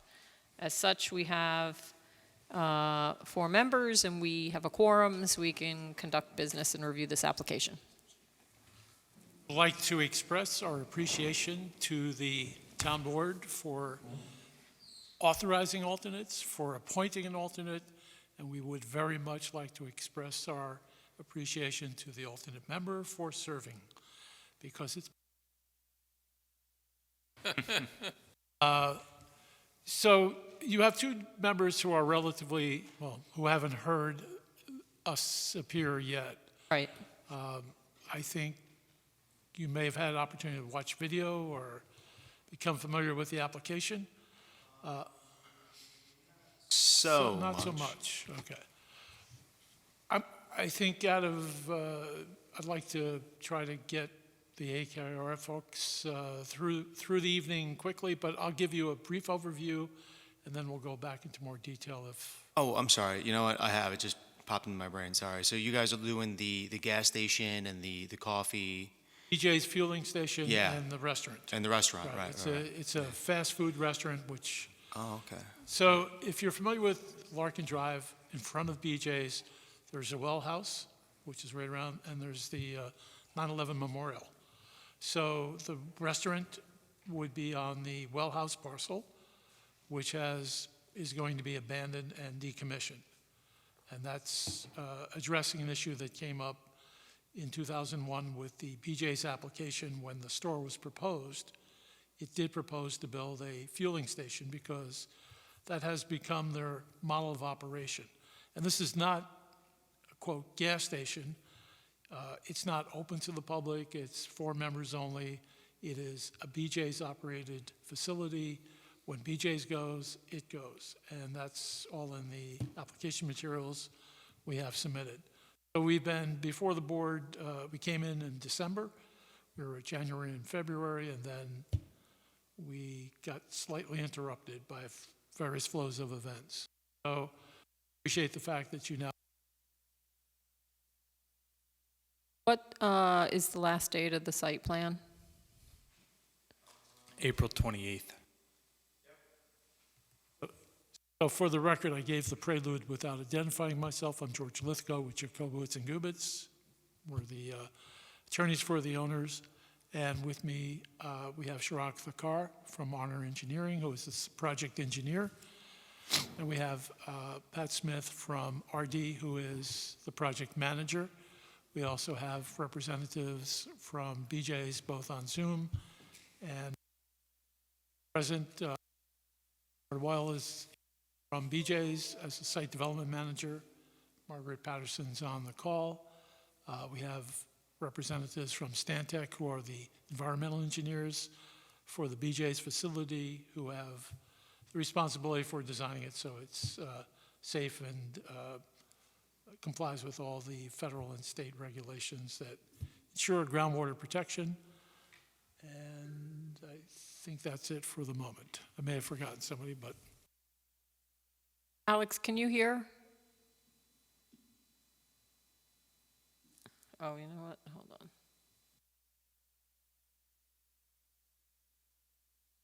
Alex, are you able to hear us? I know Ken is shaking his head. Okay, and Alex is too. All right. So we have Ken and Sam. Hi, Ken, Sam, and Zach.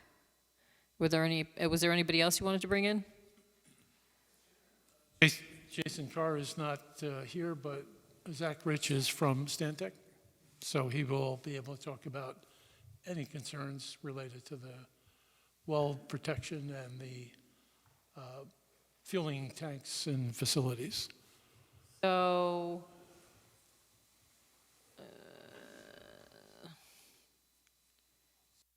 Can I just sort of? do you want me to bring up from the presentation? You have a 517 presentation. Anything to refer to? Yeah, if you could do the land development, there you go. Oh, that was totally fortuitous.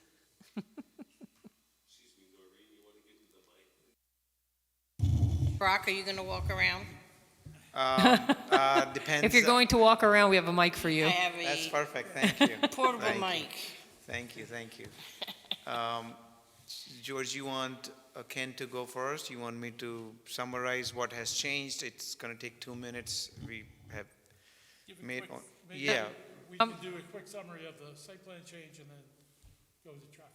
So Ken and you all, you can't see obviously what we're looking at in terms of a plan, right? I'm just trying to figure out how I can share this. Share.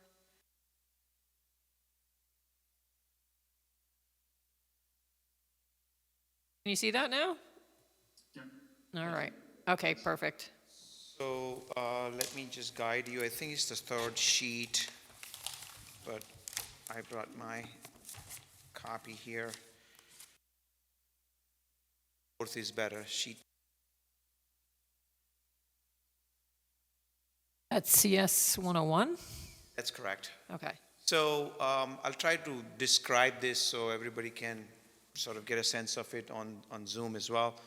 So we made few changes since last time we were here, I believe in January, I think, and perhaps February. But the summary of the changes, we were responding to Sean's letter, both in terms of the civil comments as well as the SWIP comments, and I know Ken was responding to the traffic comment. So, and I'll let Ken deal with the traffic part, but I'll just give you a gist of what we have changed.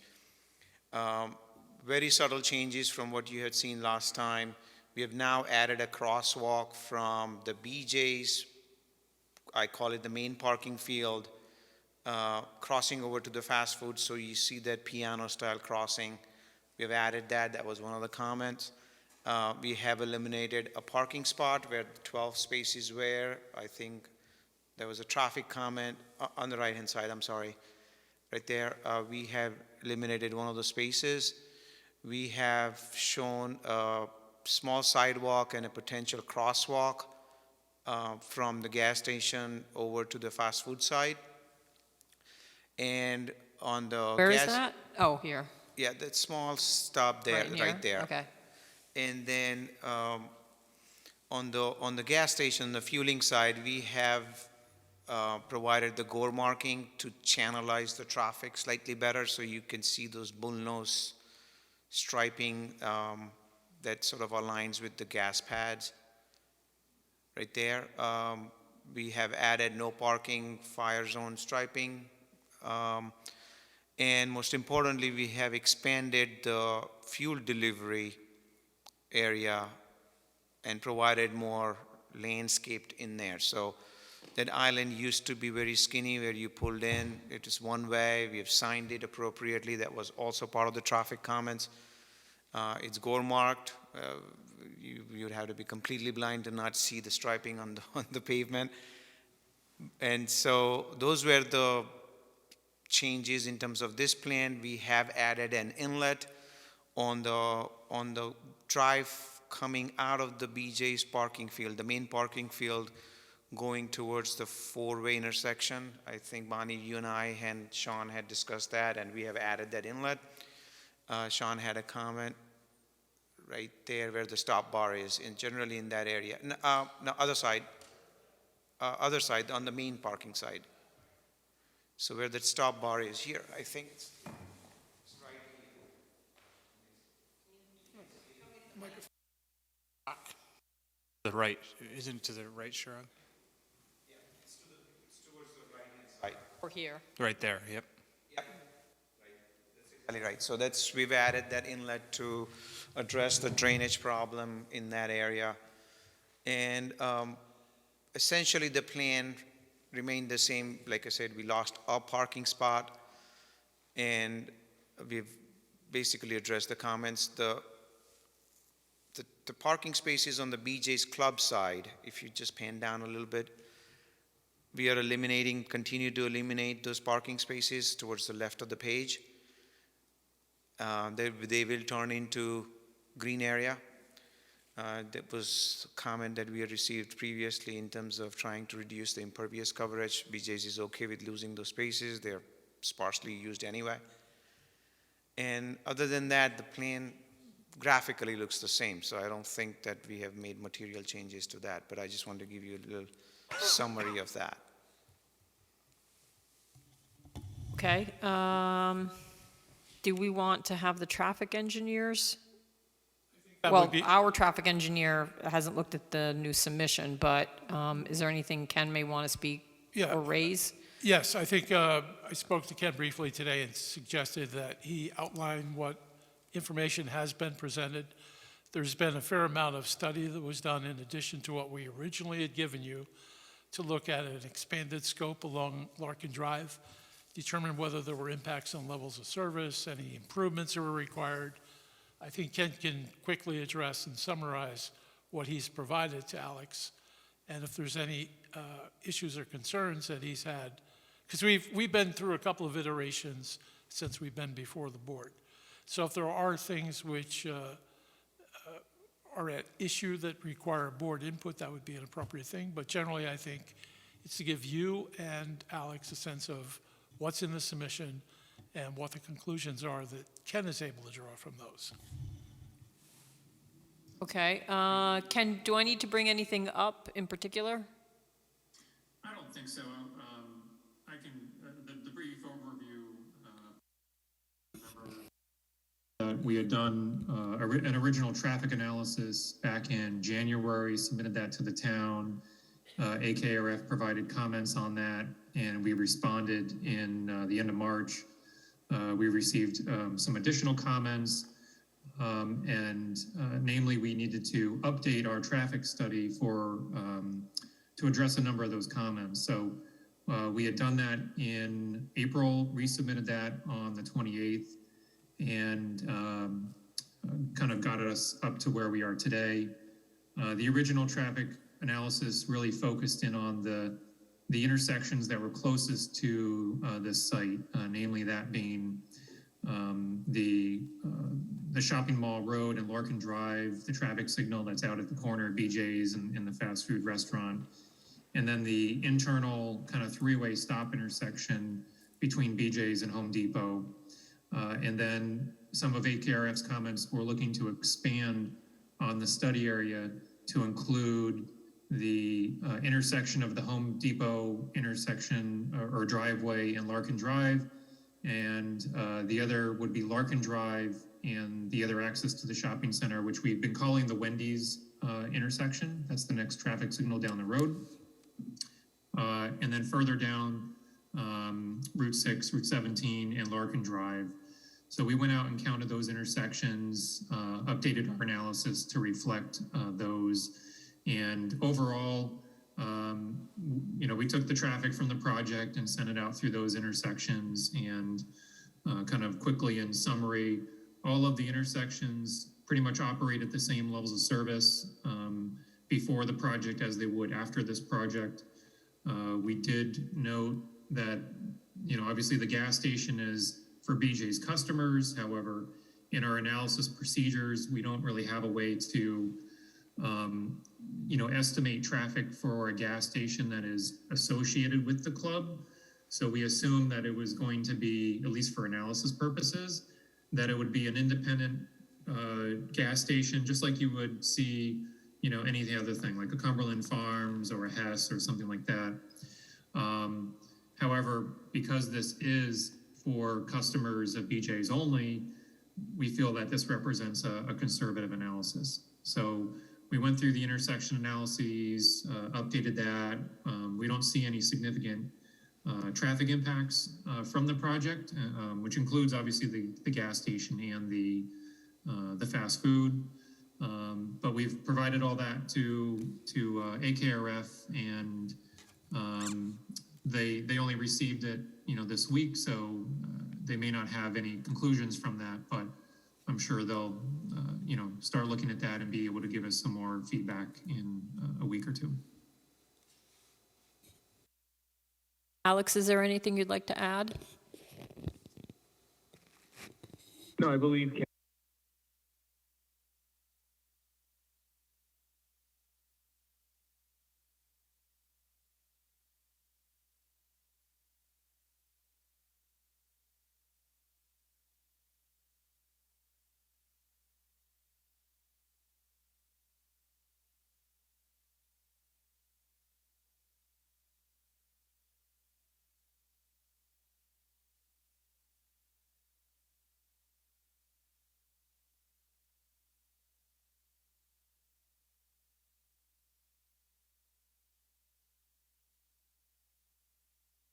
Not on the mic. How's that? Okay. The amount of queuing that was happening at the BJ's facility in Newburgh with the change in gas prices, because they were probably cheapest in the area between having, I guess, a card and then having the membership price. It was packed. And I don't know that they were circulating well there. So this is not an everyday occurrence. This is probably the exception to the rule.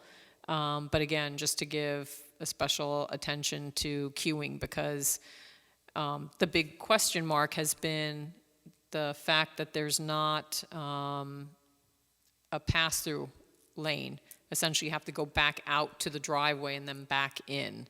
And that's been the concern, that rotation of having to make the left out and then left back in.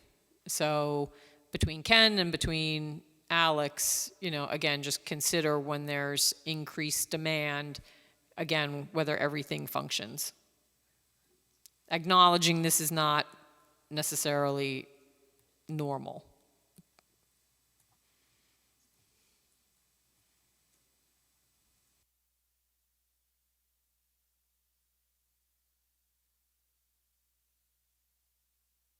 Anything else? Do we need our traffic people, or do we want to, There may be opportunity to talk briefly about the parking study that's being done to justify the waiver that's been requested for the new board members. The parking requirement is five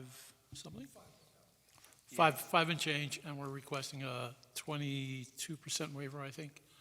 Because if you drive past there, you see plenty of parking all the time. So we've done a parking study. It was done during a peak period, I think the week before Christmas. That information's been provided. I'm supporting that conclusion, but it is something that we're going to be asking you to do. So, Ken, could you briefly summarize what that information identified as the characteristics during that time? Yes.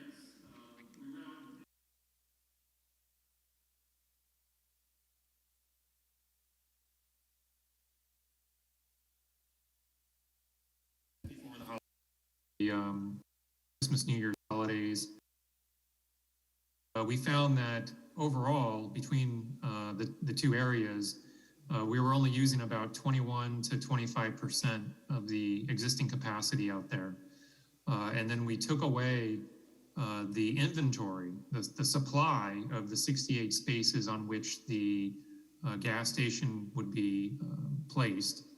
That obviously reduced the supply. And overall, without those spaces, the BJ facility itself was going to be using essentially 24 to 29%, so less than 30% of the spaces that they had available to them. So with that being said, we felt that this change, removing this parking lot, which pretty much nobody uses anyways, isn't going to have any significant negative effect on the current operations of BJ's, nor the proposed operations with the gas station and the fast food.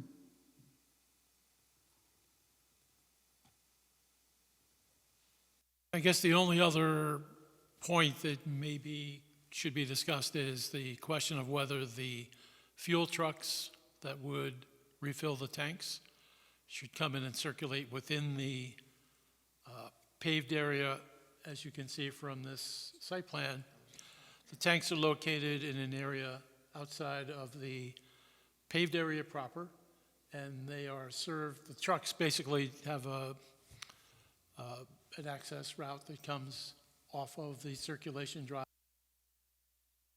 There's been extensive discussion about it over the 2 or 3 meetings, I think in January and February mostly. Has been solidified as we have a design constraint. We have 2 design constraints. One is putting them on the other side of the roadway creates a variety of impediments to the circulation within the BJ's parking proper. And there are facilities in the roadway. There was extensive discussion about that, I think, in February. The conclusion was that was not a feasible alternative. So we were asked to look at the possibility of locating the tanks within the paved surface of the fueling facility in the area where where cars would be basically stacking up to go in and refuel. And that is within an Orange and Rockland utility easement because there's a transmission line that runs through there.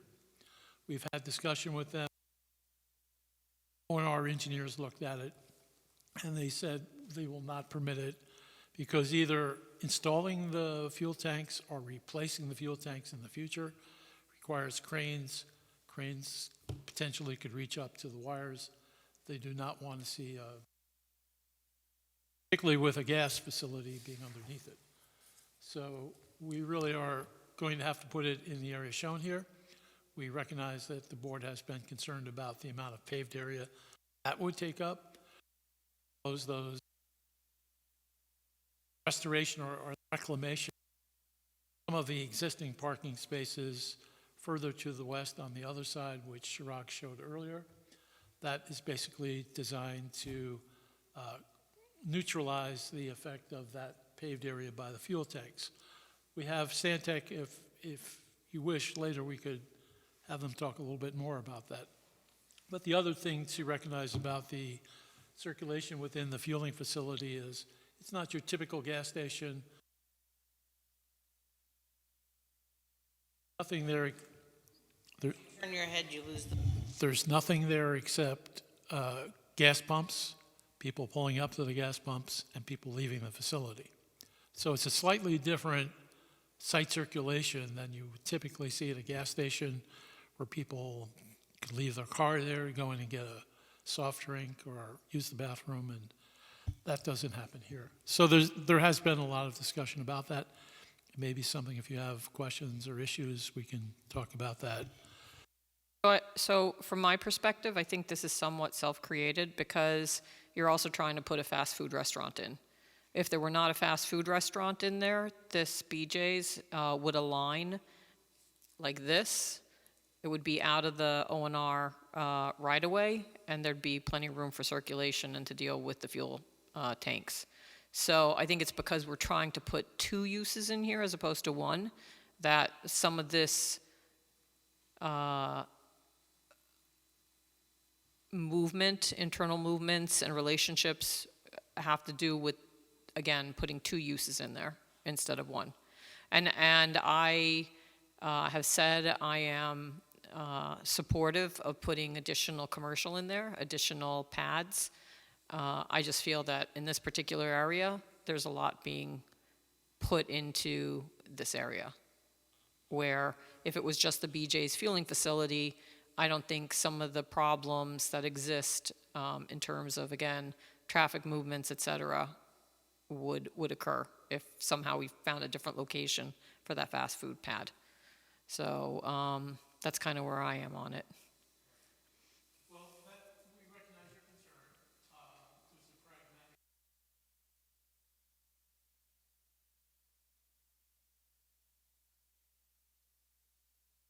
pragmatic. Do we? I'm sorry. Do we still want our traffic people on, or are we? Well, do we want to talk about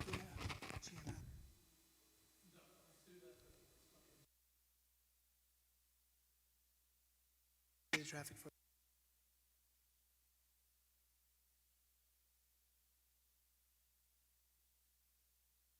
Okay. I would just have one question for Sure. Alex. Alex, when you're doing your review, if you could review the parking needs study under section 5747E of the town code, so that addresses what needs to be shown in order for the planning board to grant the reduction that's requested. So it'd be helpful if your comment memo could just talk about that standard in specific relation to the parking needs and the parking reduction that's requested.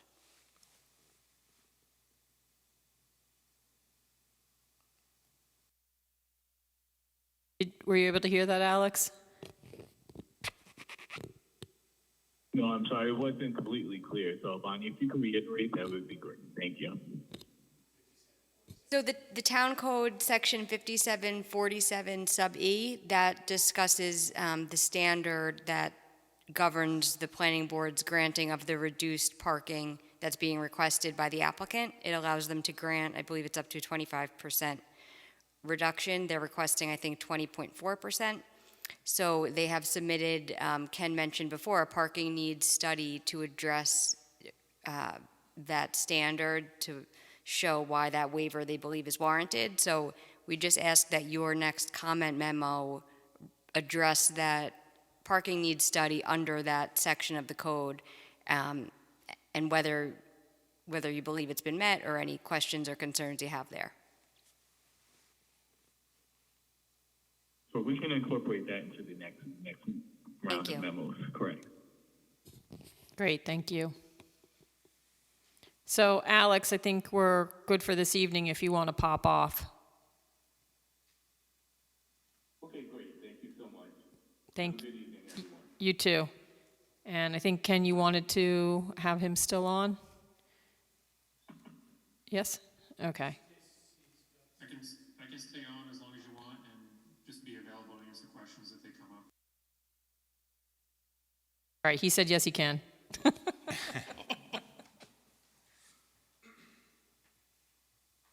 All right, so what did you want to tackle next? So the way this deal is structured with BJ's is that BJ's has agreed to extend their lease for 10 years, provided we get the gas station approved for them. There's no rent involved with the gas station, so from RD's point of view, this is strictly a cost thing. We want to do it because we want to keep BJ's here, but there's no way to afford just putting in a gas station. The only way this project goes forward is if we get the fast food approved with it as well, because that's what's going to pay for this whole thing. It just doesn't make any economic sense without it. And this is the last pad that's available at the site to be built. And then, quite frankly, we disagree with your assessment, because if you look at the front of that of Larkin Drive, those pads, they're all, it's the same density of development along Larkin Drive. And that's typical of the way shopping centers work. Your pad uses, your more intense uses are out front, and your larger uses are more concentrated in the rear. So it looks busier because you've got wide open parking lots that aren't being utilized in front of the big boxes. But the more intense uses are along Larkin Drive. And if you look at our site plan versus the remainder of the site plans, it's just a continuation of what's out there.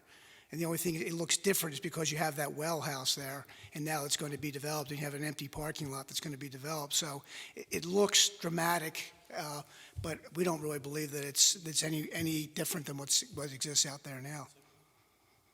I think I think that there's existing landscaping there. It's unclear to me from the grading what can be accommodated within 20 feet between the pavement and where the proposed fast food facility is going to be, because you also have the dumpster hanging over toward the Larkin Drive. So I'm not an entire fan of, again, these two being so close together and the scale of it, but I'm one planning board member. So this here is fairly close to Larkin. If I recall, I thought that this was, I don't know where it may flatten out, but there is a hill somewhere in here, and it seems like you have a little bit of maybe some kind of retaining wall. I don't know if it's, retaining, but some kind of guardrail right in here. Guardrail there. And is that because it's elevated, or is it going to be elevated above here? Is this sitting above, I don't know what the grades are. Yeah, it is. Is there a better sheet for me to look at to see all that? Yes, sheet 9. Okay.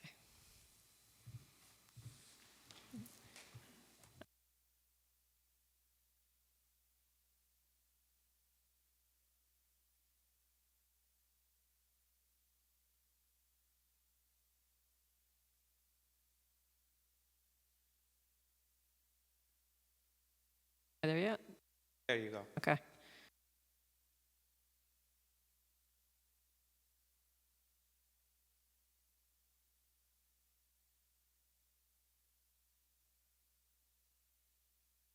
Just to give you some reference in terms of horizontal spacing, that trash enclosure is beyond the 10-foot parking setback, which is the dashed line that runs parallel to the right-of-way line, which is the dark dashed line. There you go. And that right-of-way line is approximately, and I'm estimating, is about 10 to 12 feet from the edge of the curb. So the trash enclosure is probably about 20 feet or more away from the edge of the cartway. But in terms of being able to get landscaping in along this area so you can shield it, you've got the curb, you then have a guide rail, which I assume is staying in. Then you have a slope, and if this is 10 feet, 10 feet is about half of a parking space length.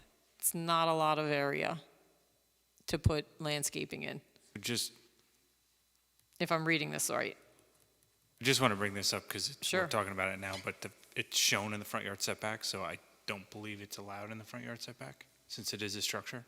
The dumpster? There's two different things there. In the BPO, you could have parking within 10 feet of a property line, so long as I think there's sufficient room for screening, but the dumpster itself, I don't believe there's any similar provision to have that in the front yard setback, so it would be, I think it's 40.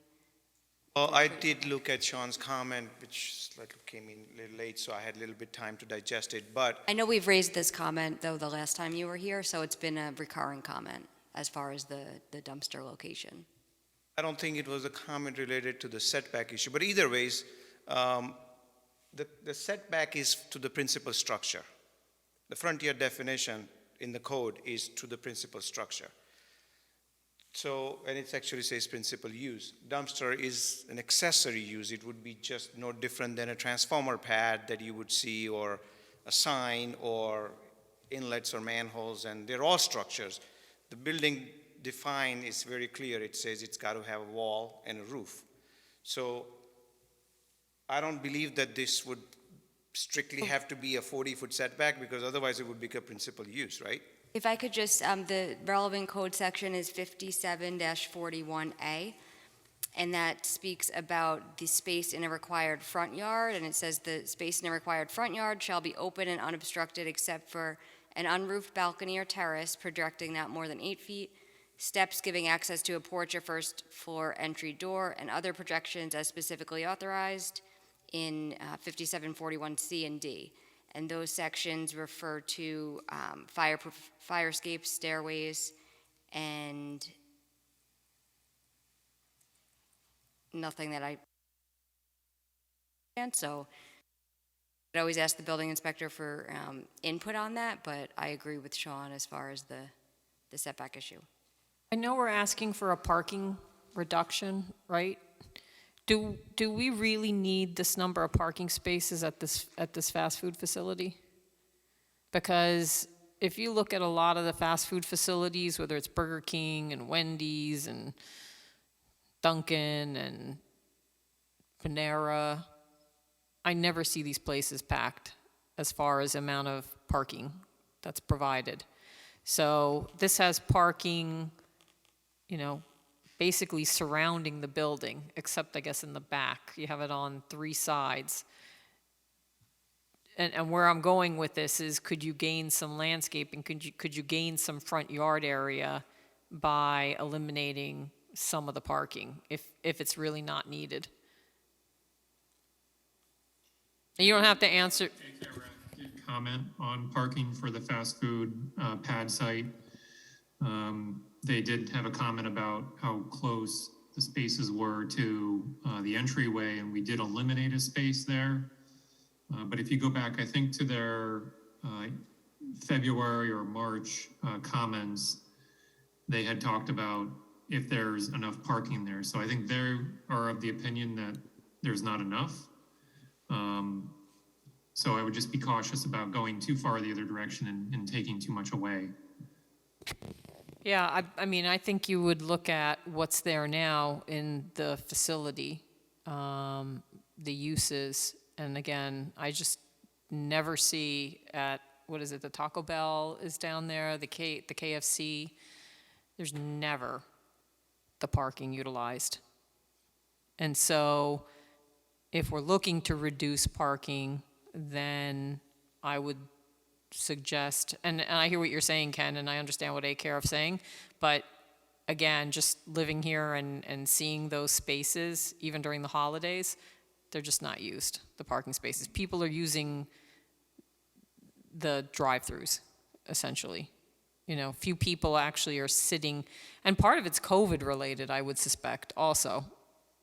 I don't know to what extent people are actually going and sitting in some of these areas. Panera is more of a sit-down area for sure, but KFC and Taco Bell and some of the others, not so much.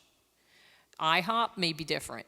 I think IHOP is more of a sit-down where they're getting, and so I think it depends. If this is a drive-through type facility, I think they're going to use the parking less so than an IHOP or even with Panera, it has that restaurant feel even though it has the drive-through. So we don't have to talk about it tonight, just consider it. Actually, I think I can, because it is interesting what's happening in retail right now with parking. Traditionally, big box retailers, it was five spaces per 1,000. That's it. Don't go one below. I'm not coming to your shopping center. They've recognized now that they don't need that much parking. Now, you see these standards now are dropping to 4, and in some cases even below 4 per 1,000, which, as we've determined here, is really still too much for this shopping center. The fast food restaurants have not quite got that. They're not there yet. So there's 30 spaces here, which is 10 spaces per 1,000, and that's pretty much uniform throughout the fast food industry. So if we were to go below that number, we would have a hard time attracting a tenant. And I don't really know if it would really affect the site plan, because we need to have those parking spaces, where they're configured it. I don't know how you would Would this remove be them. leased, or would you like the space, like the Taco Bell, the KFC, et cetera, is that RD management land, or is that owned by those?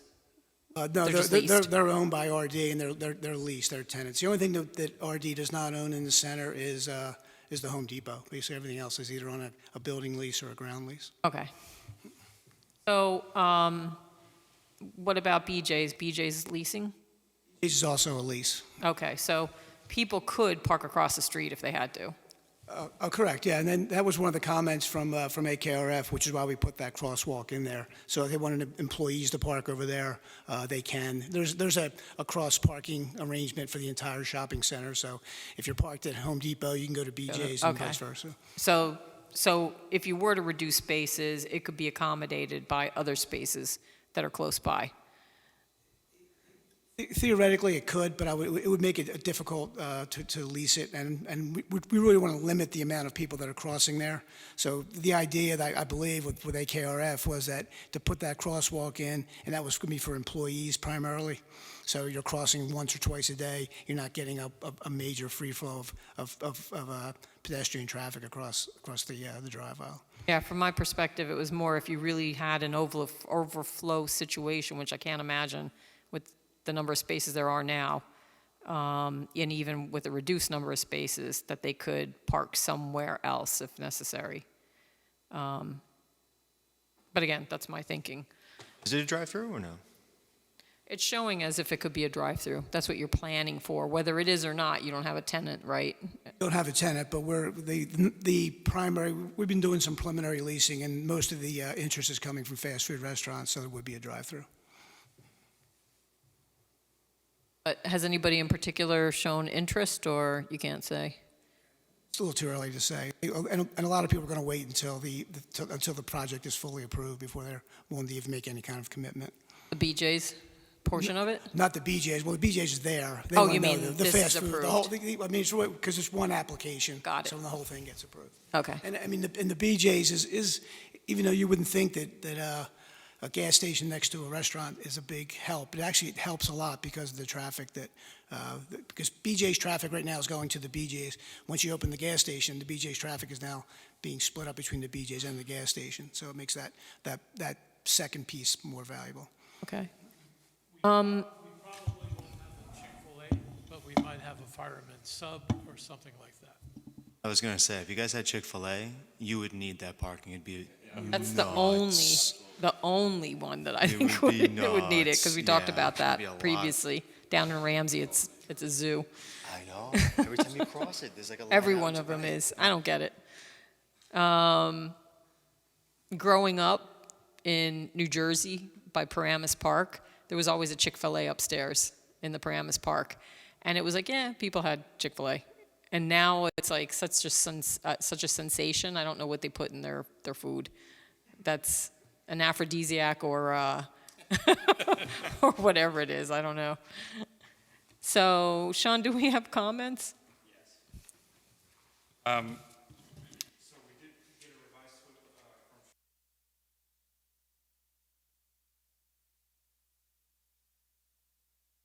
Generally, the SWIP is acceptable. There are a couple, I would say, relatively minor cleanup items, but, for the most... Not be a problem at all. Right, okay. Moving back towards like the civil and zoning, One question I had was with regard to lot coverage, and I believe we discussed it previously. The previous plan for this lot had the lot coverage at 78%. Now the maximum allowed is 75% in the zone, and now they're proposing 80.1%. So the question is whether or not the coverage can be considered only for the lot or across the whole business park, because I believe if it's considered over across the entire business park, you may fall below that percentage, therefore not requiring a variance. So I think it should be referred to Ben for that determination. So I can send that along with the other stuff we have to send. Body. I can tell you when the original plan was laid out, it was done on a lot coverage between both Woodbury and Monroe. But the coverage for Monroe was recognized as 65% for the entire property in the HI. And that further reduced was the planning board at that. Planning board at that point had agreed to reduce the size of the lots from 20 by 10 to 9 by 18, I believe. That calculation was done, it's about 2.2 acres. So the total amount of coverage has to be reduced to maintain 65% less. It's actually slightly less. But again, it was done on a property-wide basis. So. Yeah. Just to add to that, Sean, the park, the overall impervious is 54.3%, I believe. Across the whole business park, Yes, including Woodbury?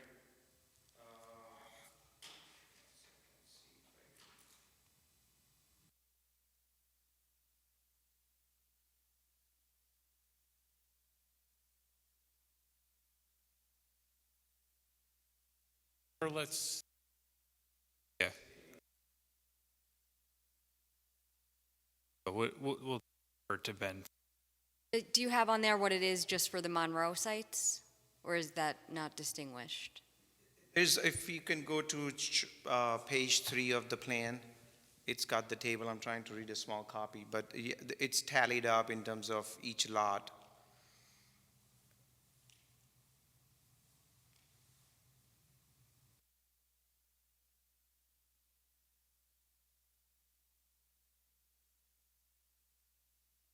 Is that sheet?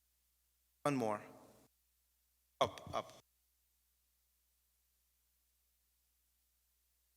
One more. Right there. So if you zoom in that table, that's underneath. Behind. Yeah, right there.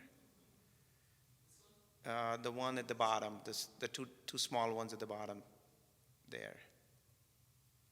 So that tells you on the left-hand side.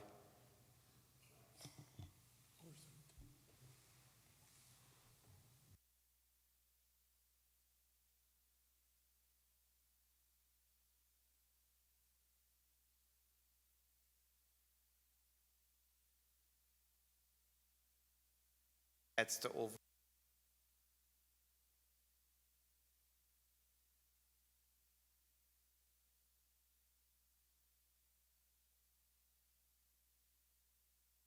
I would just point out the use is actually the business park use, and I think that's what's in the zoning regulations, like the use table.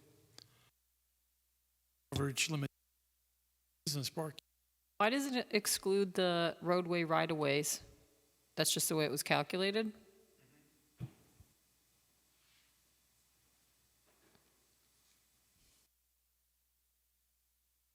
Meaning Larkin Drive, not the internal drives. Yes, public roads. Okay, because It used to be called Industrial Drive, I think, many years ago. yeah, I don't think it actually was a public road initially. Wasn't it taken over by? That's why it was named after Senator Larkin when it became a public road. Monroe, you had Industrial Road, which was constructed in 1990, actually in 1988, I think. And he provided the funding for that. The developer RD, when it came in with the business park development, constructed what was in the then town of Woodbury as to connect up to what had been Melody Lane. So this is going back to history, folks. In 1995, if you guys were around, it was very difficult to get from Route 6 to Route 17. You had to come down the hill, turn left, go right, and so on. So the overpass was constructed in 1995 with DOT funding. That dramatically improved the operation of that area. It further improved when the Woodbury Commons improvements were made. So that is where, well, I'm lost in history. What was the original question? The right-of-way reduction. So Melody Lane was being relocated when the overpass was being constructed. Melody Lane had formerly come out by where the gas station is, across from Town Center in Woodbury. So it was being reconstructed to follow the path it now follows on the south side of the Quickway, parallel to the Quickway, out to Larkin Drive, out to Route 32. And that section was basically done, I think, by the DOT. And then what RD did was to fill in the gap between the relocation of Melody Lane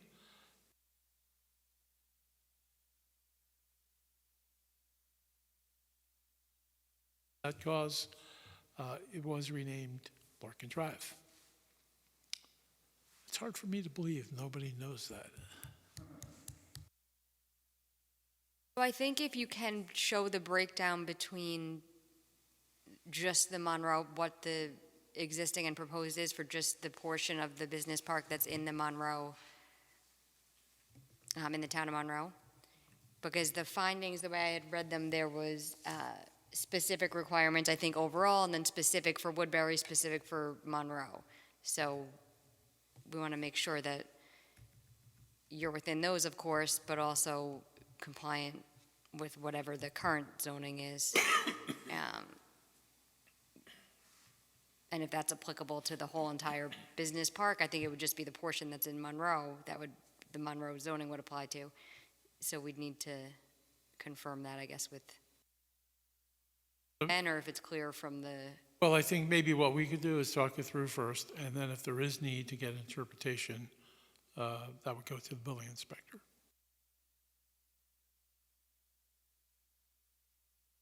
Okay, looking through the plans with regards to the electric easement, it looked like there was there's a proposed modification to the electric easement. Is that correct? Actually, there is no recorded easement right now, so this would be a new easement that will be created. The entire thing? Just on our piece. I don't know where. I don't know about the rest of the rest of that, because there's transmission lines go forever and ever. But so we're going to create an easement concerning our parcel.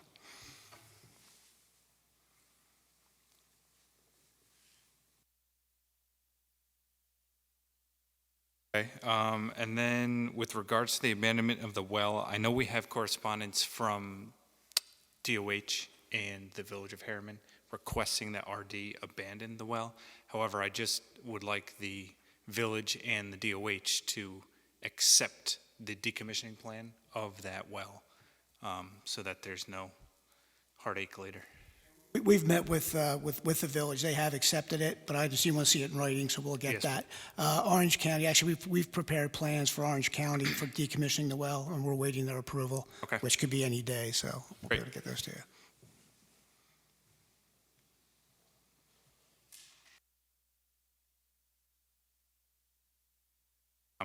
Relatively minor. Utility piping. We had discussed previously that the proposed sanitary sewer connections for both of the proposed buildings will require DPW, Orange County DPW, as well as DEC approval for those extensions. Talked about the SWIP. I forwarded the landscaping plan to Karen for her review. And, at this time, I don't assuming that letter comes in from the village and DOH accepting the decommissioning plan, I don't see, any objection to, at least the drafting of a negative declaration or whatever means of,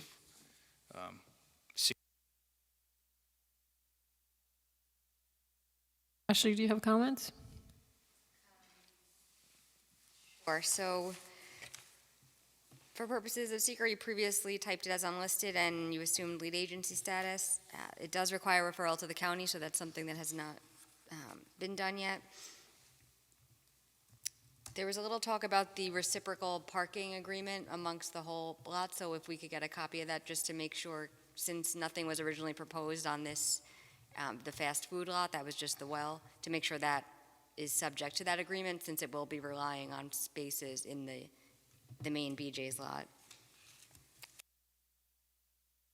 On the contact list for the sewer, it identifies Orange County Sewer District 1, but the actual agency is the Orange County Department of Environmental Facilities and Services.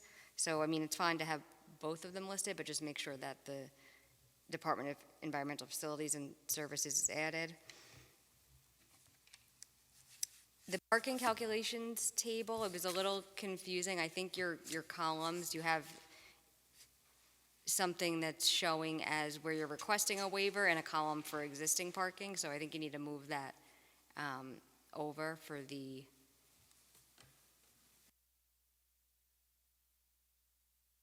gas station. It shows it highlighted in yellow requested, but that's actually something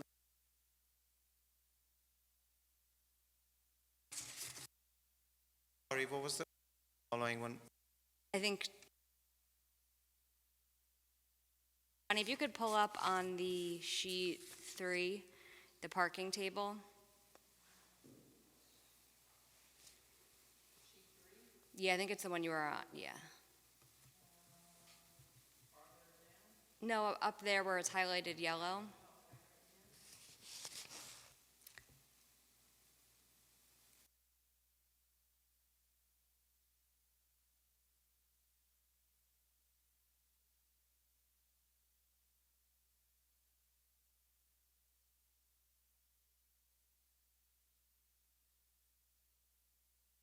I think on the left, it's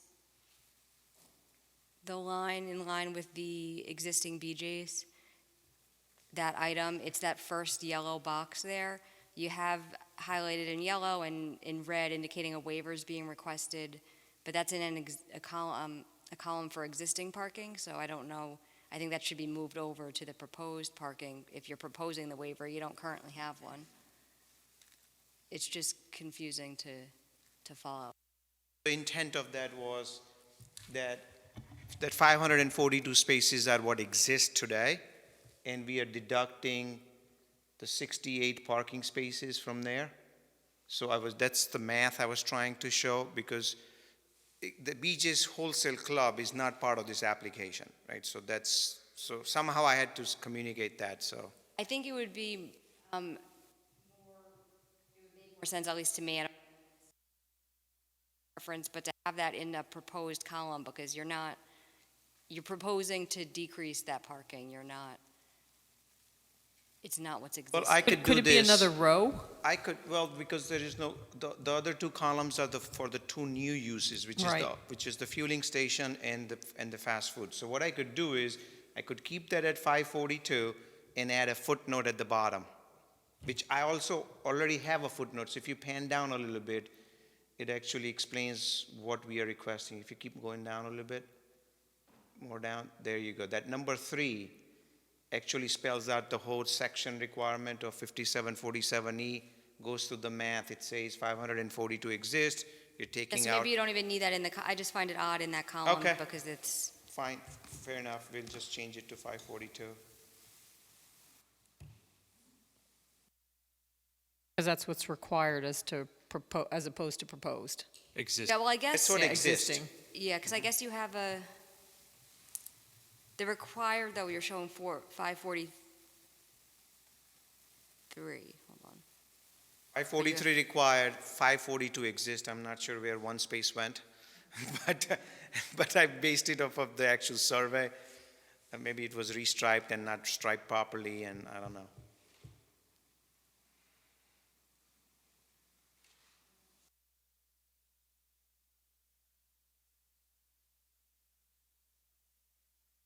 So, some more just site plan comments. We had previously spoke about the landscaping plan needs to comply with your tree preservation law, so showing the one-to-one replacement. I understand that's been referred to the board's landscape architect. The board also has architectural review. I know you saw some renderings regarding the gas station. It'll be up to the board to identify if you need any other information to complete your architectural review. Did we get something for the tenant? We did get something, didn't we, for the proposed fast food tenant? We had Conceptual? we had the 3D renderings, which were sort of illustrative images of. Because we're really not going to know until we have a tenant. Right.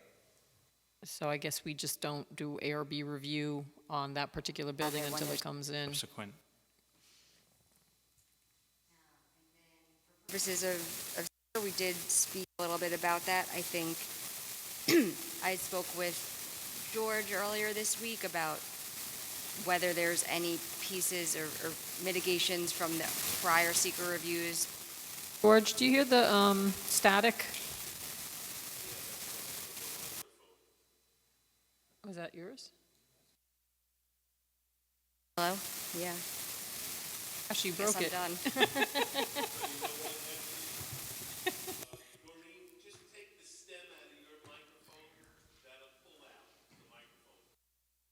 Oh.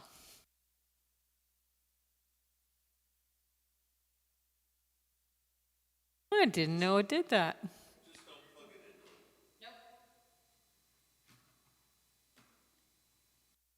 An extra one. Hello? Yeah, there you Better? go. All Yeah. right.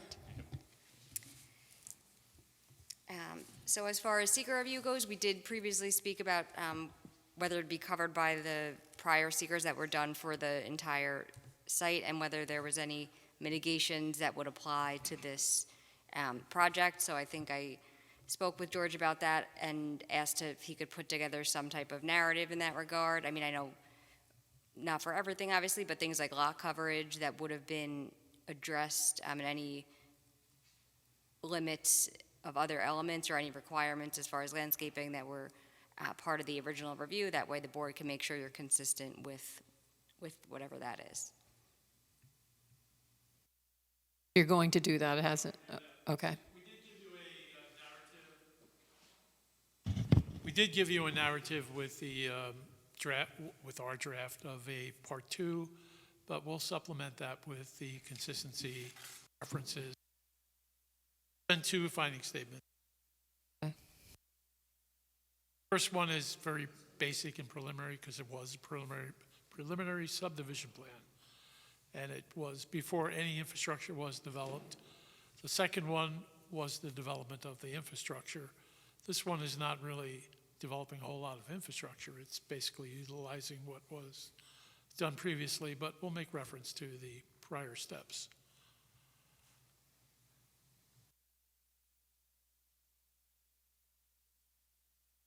I could ask, one is we'd like to take architectural filling station. This is what will be constructed as soon as we can get approval. The fast food restaurant requires a tenant. We'll be back to you probably for some site plan modifications and surely. Resolved, we can't hear. Moment.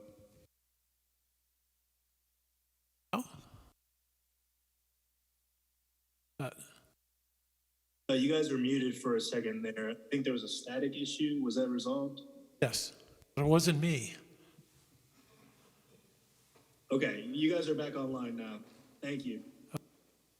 So what I thought would be helpful is take a quick look at the BJ's station and what it looks like.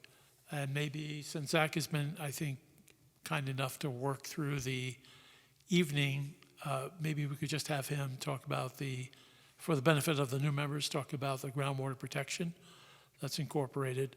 And then the final thing we'd like is, if you would, to refer this to the county so we could have some conversation with them about issues or concerns. Let's talk about the county first. I don't have an issue sending it off to the county. As I said, if things change, then it may require that it go back to them, but otherwise, we could get their input on, even preferably before the neg deck, we'll get some input from them. So, is everybody okay with this being sent up to the county for review, for comments? Yes? Okay. Okay. So I don't know that we need a vote, but we'll send it on up. And then Noreen, if you need anything, let George know. Okay. Next. Did you have? It's really a question if the board members want to hear. We realize it's late. If you want to we can walk you through the presentation. We've had the presentation with the board before. I think but it's up to you if you want to hear it. I don't know that we have to get into the groundwater thing or discussion, but how about just for the benefit of the board members to show the rendering, if that's here? Sure. Yeah, it's actually, it's BJ's prototype gas, that file. No, you're, there you go.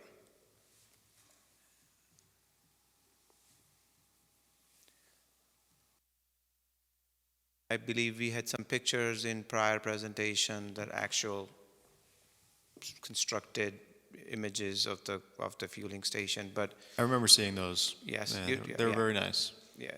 So, this picture speaks for itself. I'm not sure we need to do much of the talking. The dimensions match the site plan. It's,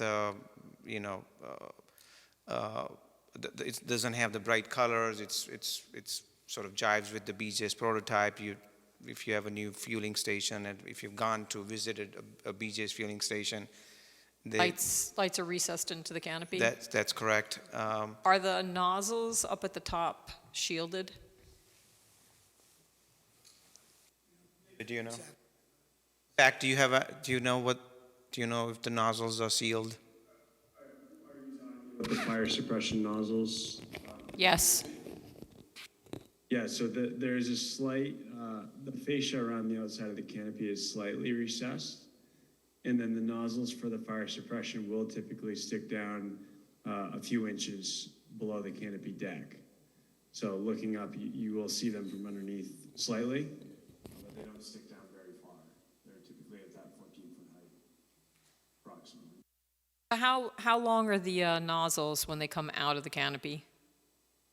It can vary. I've seen typically 4 to 6 inches, but it varies depending.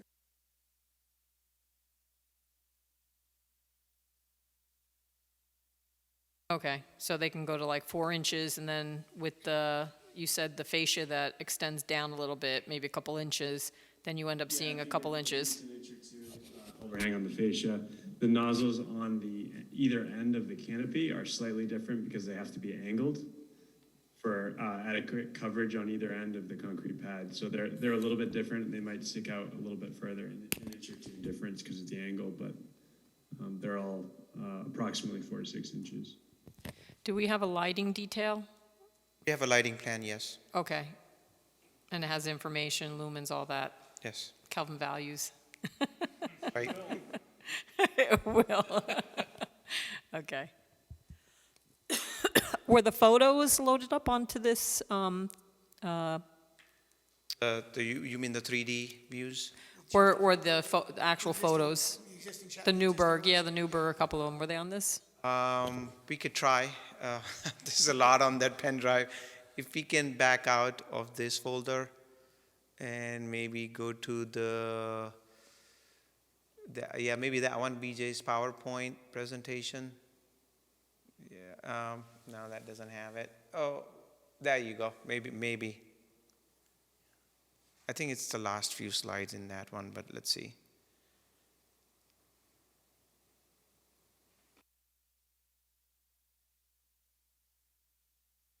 Right there. Again, this is to let our new member see a couple of facilities that have been constructed, so they're pretty simple. Is that what color is the fascia? Is it looks silver or steel, white? It looks steel gray, but I'm not 100% more. Do you know? It as clear on an aluminum finish is the technical term for it.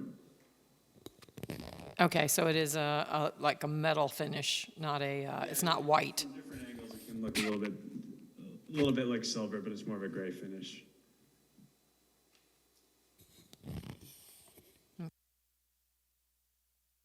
So we covered that. I don't think we need to speak to groundwater this evening. Anything else you want to cover? No? Board members, anything you want to ask or cover? Yeah, sure. I'd hate to see this thing fail. I'm actually excited to see this come around town. Yes. But I'm worried if this thing's gonna hit a wall if they try to mash it in that spot. Do you think that there's a way for them to work it, or is there a plan B to maybe move the restaurant? Like, this is just imagining, right? Just imagine with me. What if you took it and you were eliminating spots anyway, 60-something spots. I don't know if it's enough, but right in front of the BJ's Tire Center, it could be like a plan B if this doesn't work out. I'm just saying.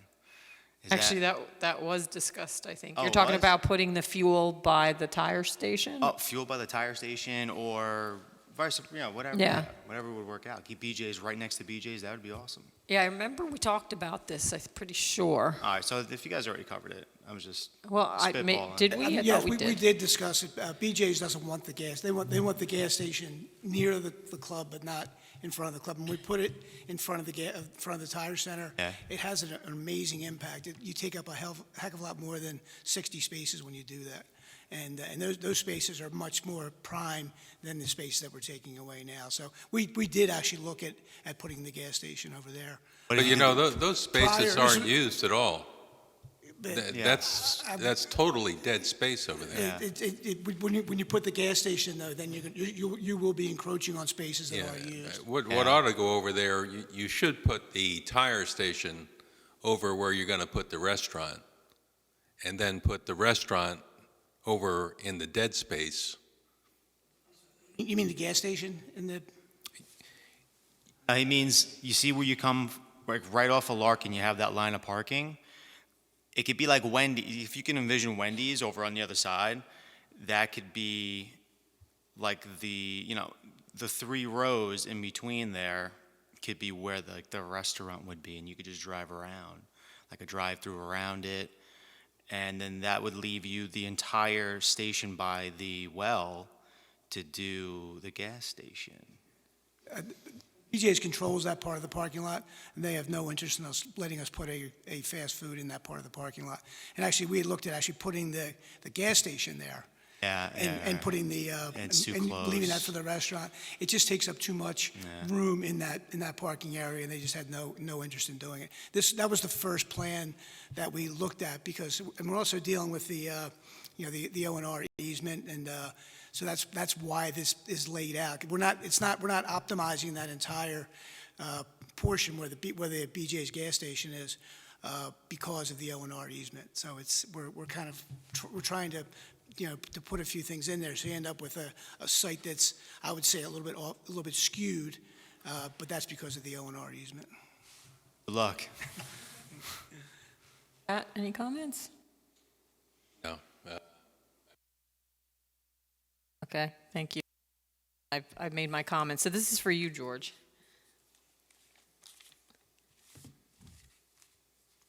This is what the road used to look like.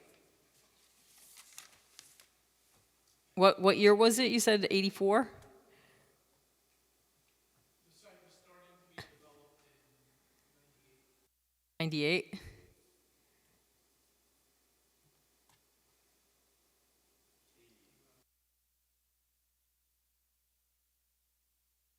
So the houses are there. You could see a part of a road, right? All right, so 2004.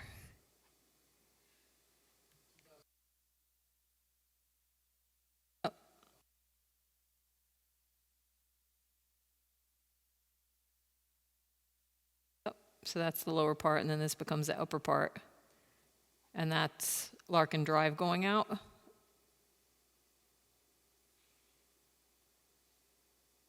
So was Larkin, or is this industrial still?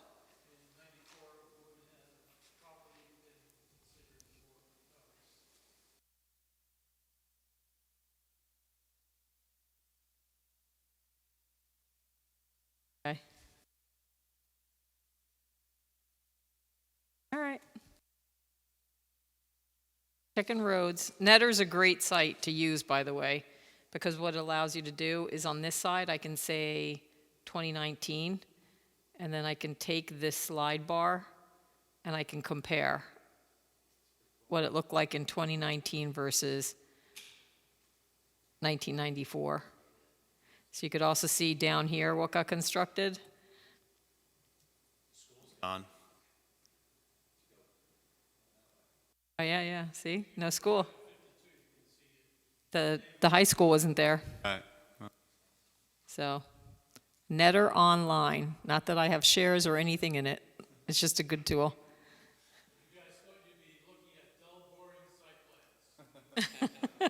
Well, that's why I bring this up, so it's not just... Exactly. Are you all good with our guests that I think are still here somewhere? Here they are.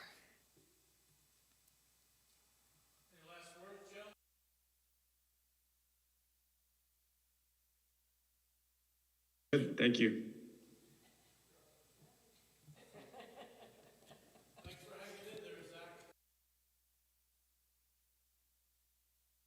Thank you very much for attending. Thank you. Bye. All right, thanks. All right. All right, so I think we're going to send it off to the county. We're going to continue to address comments. Has to be reviewed by landscaping's going to be reviewed. We have to look into that variance question about the dumpster location and the lot coverage and onwards and upwards. Okay? All right. Thank you. Thank you. Oh, and I have to give you your zip back.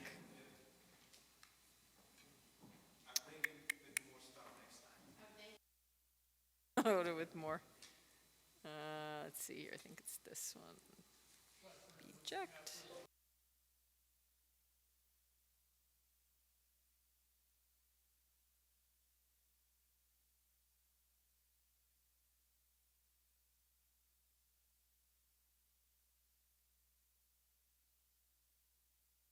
All right. So thank you. At this point, Steve, you can step down if you like. And actually, in the future, if you're here, you can. There'll be a seat here for you, so you can just stay if you want to stay up here. And Jeff, you can come back up. Sorry. When he's here. And because it's late, and because I think these minutes we can't even approve because we don't have a majority, and anything what are we missing as far as minutes?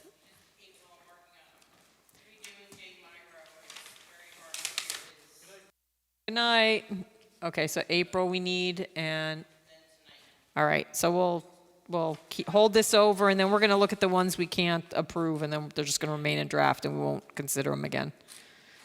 So any board, anything to bring up? You good? Anything we need to discuss, board members? Any questions? No? Adjournment? Adjourn? Would someone like to make a motion to adjourn? Aye. They're not waiting for a motion in a second. Okay. Motions. Me. Pat. All in favor?